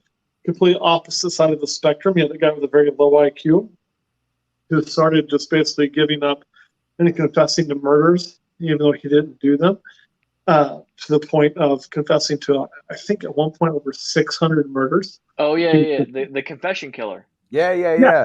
And he had a buddy that was in like the other guy. They were like they had like a gay relationship, and the other guy was isn't that the weird? Yes, there was. But if you watch this full documentary on Netflix, yeah, he was confessing to killing so he could get his fucking strawberry shake and make the sheriff happy. Exactly. Yep. You know, but the sad thing about that is there are people like that, and you know, coming from a law enforcement standpoint, taking a cheap way out and having, you know, old Jim Bob who will confess to anything, you're not really accomplishing your goal. You're not giving your victims justice, nor are you holding the proper people accountable. So I found that very fascinating. That was quite a fascinating documentary to watch. So the confession, the killer's confession, or what it's called. It's called The Confession Killer on Netflix. Yeah. Boom. There you go. Actually, it's boom. See, I'm opposite. It's like a mirror image, so I got to point the wrong way. No, you're good. No, you're good, man. Seriously. Then the Unabomber. The Unabomber is very interesting because that one was that's good. Another, yes. I watched the same thing, and that I've got friends in law enforcement. I always again I love to hear you guys' perspective on things, just because again it's you guys are boots on ground, you know, and so it's one thing for me to feel one way or another about stuff. You know, I had a brother that was brutally murdered. You know, he was carjacked and brutally murdered in 1998.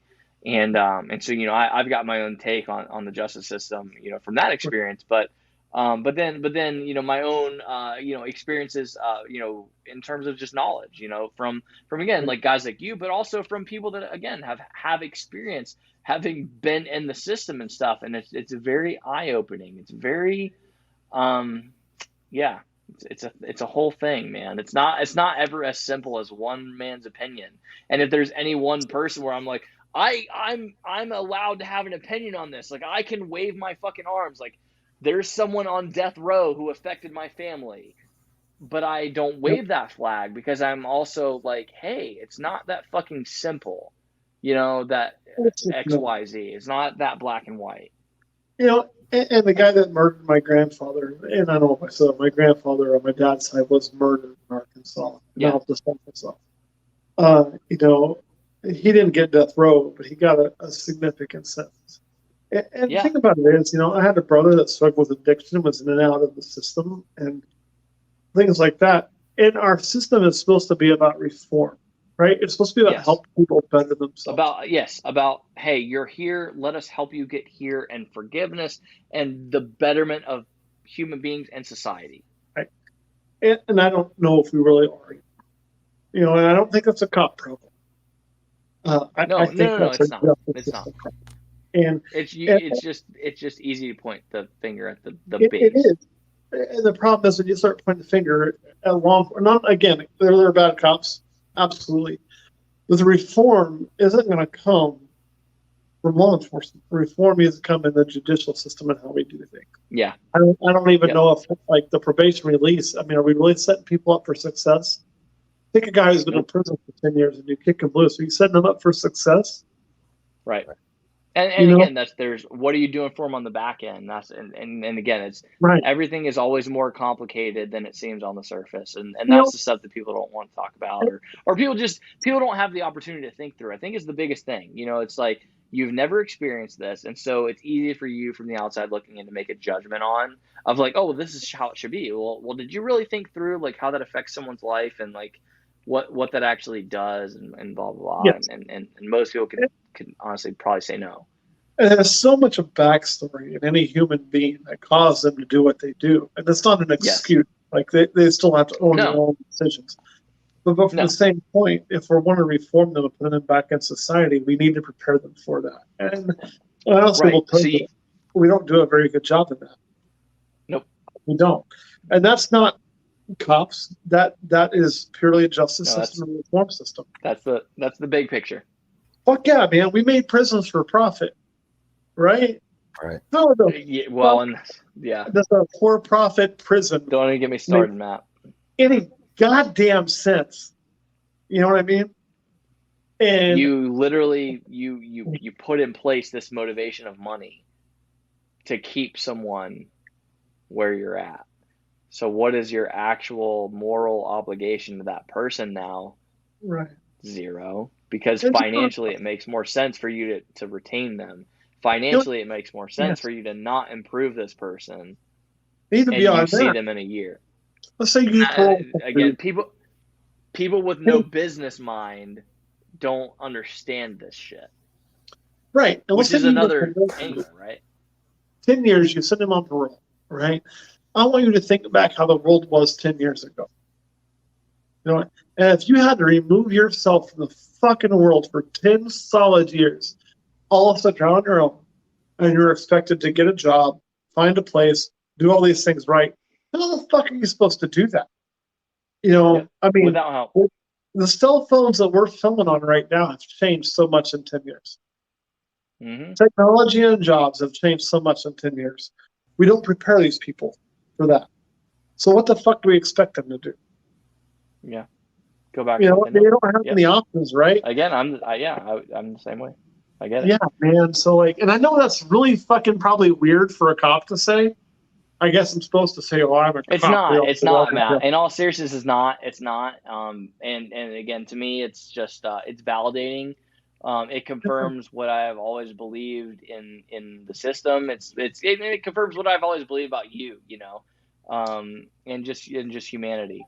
Man, we're all in this at the end of the day. Like, I'm a I think like people in this hobby know me as a very positive person. In society, I'm a very negative person. Like I very much don't expect a lot from humanity, but I also truly at the end of the day I do believe that we're all fucking pretty good at the end of the day, given the fucking opportunity and given the right help and given the right assistance. And that's mostly because of the way that I grew up and the shit that I lived through. Because, you know, again, like I had a brother that was murdered, but I also grew up, you know, I was put into a behavioral disorder program in elementary school where I went to a very low income elementary school that literally had a program where if kids acted out, there was a fucking closet they could lock us into. Like I'm not kidding, like in elementary school.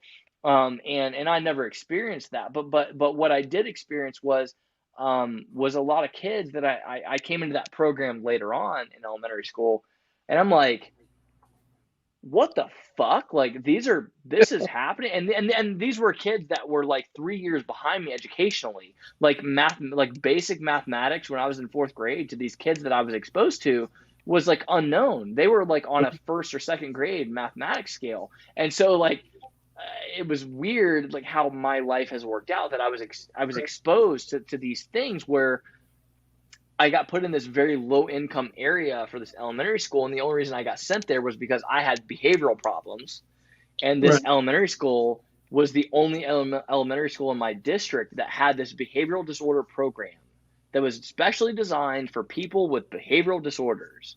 And 90% of the people that were in my class, and by 90%, I mean everyone but me, all of them except for me, literally their only behavioral issue was that they weren't very intelligent and that they were forced to fit this system that wasn't designed for them.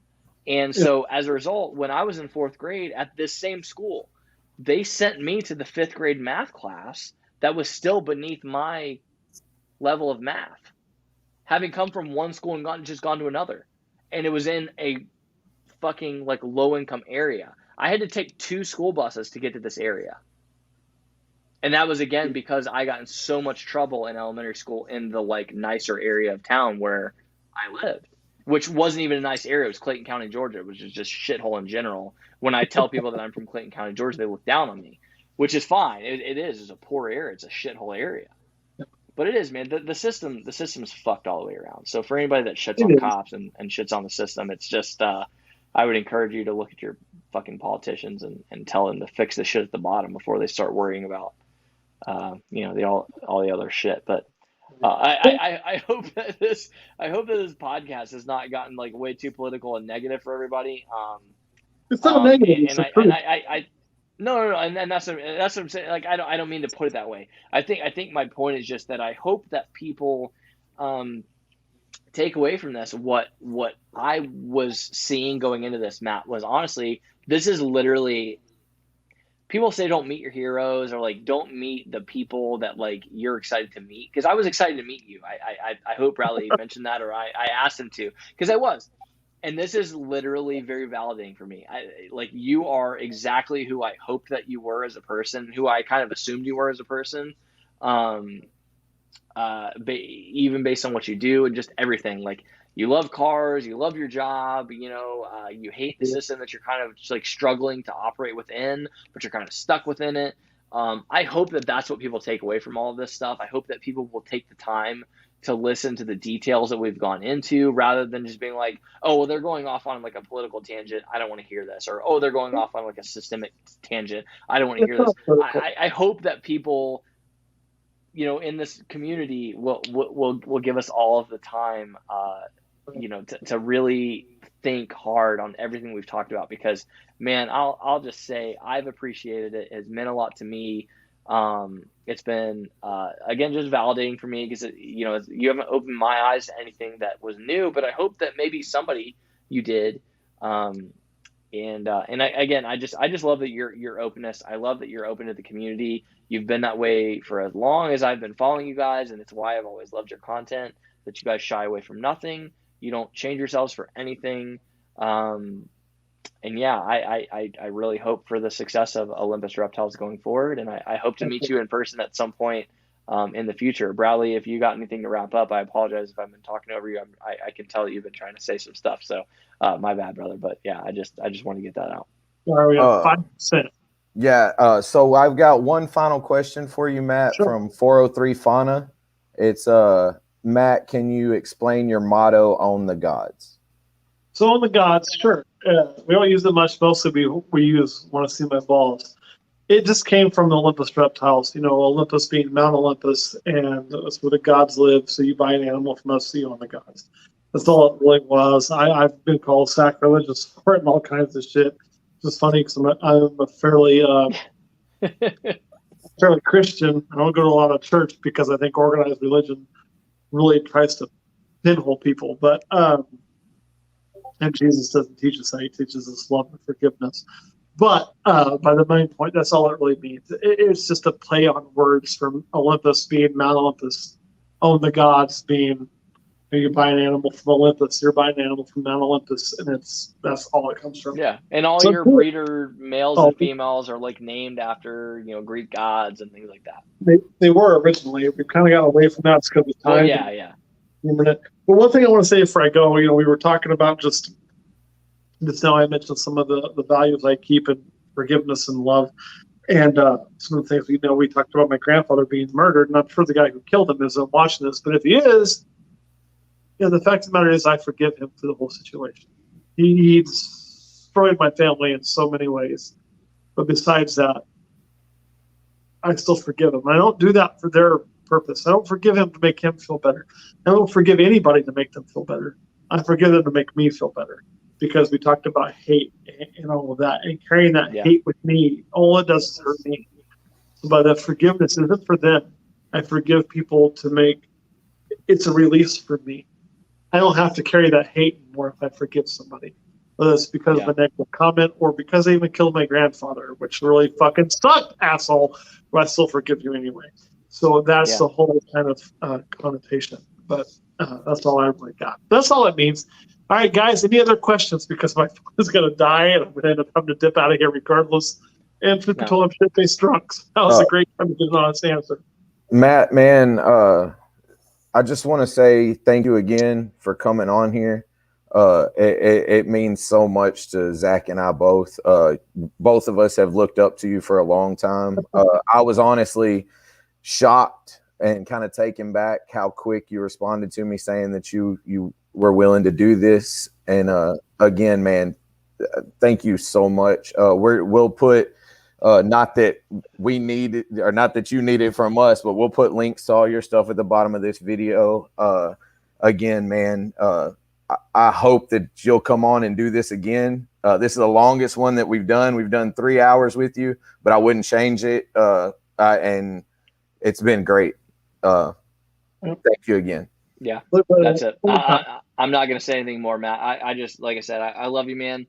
And again, you know, the fact that you and I have been kind of affected by the system in the same way. You know, my brother was murdered in 1998. His killer is still on death row. He is still trying to appeal it. He is still trying to get his case retried out of state that has no death penalty because he's on death row. You know, I get it, brother, and I live that every day, and it's rare that I get to interact with somebody else that lives that kind of pain every day and just and stays positive and stays happy and stays smiling. And so I hope that you know that kind of thing, you know, it's not lost on me, man. And it's funny to me that your energy attracted me to begin with, and that we have that in common now that I find out. So anyways, have a good night, brother. Finish the rest of your drink. I love everybody that's tuned in, and I love everybody that's still listening to this after the fact. And I love every one of us that is all connected by creatures. So tune in next week, guys, for Jeremy Turgeon from Nerd and Brassman Reptiles. Love you all. I was just saying, hit me up tomorrow when I get some sleep, and I'll probably share the story. Yeah, Matt, I'll be in touch.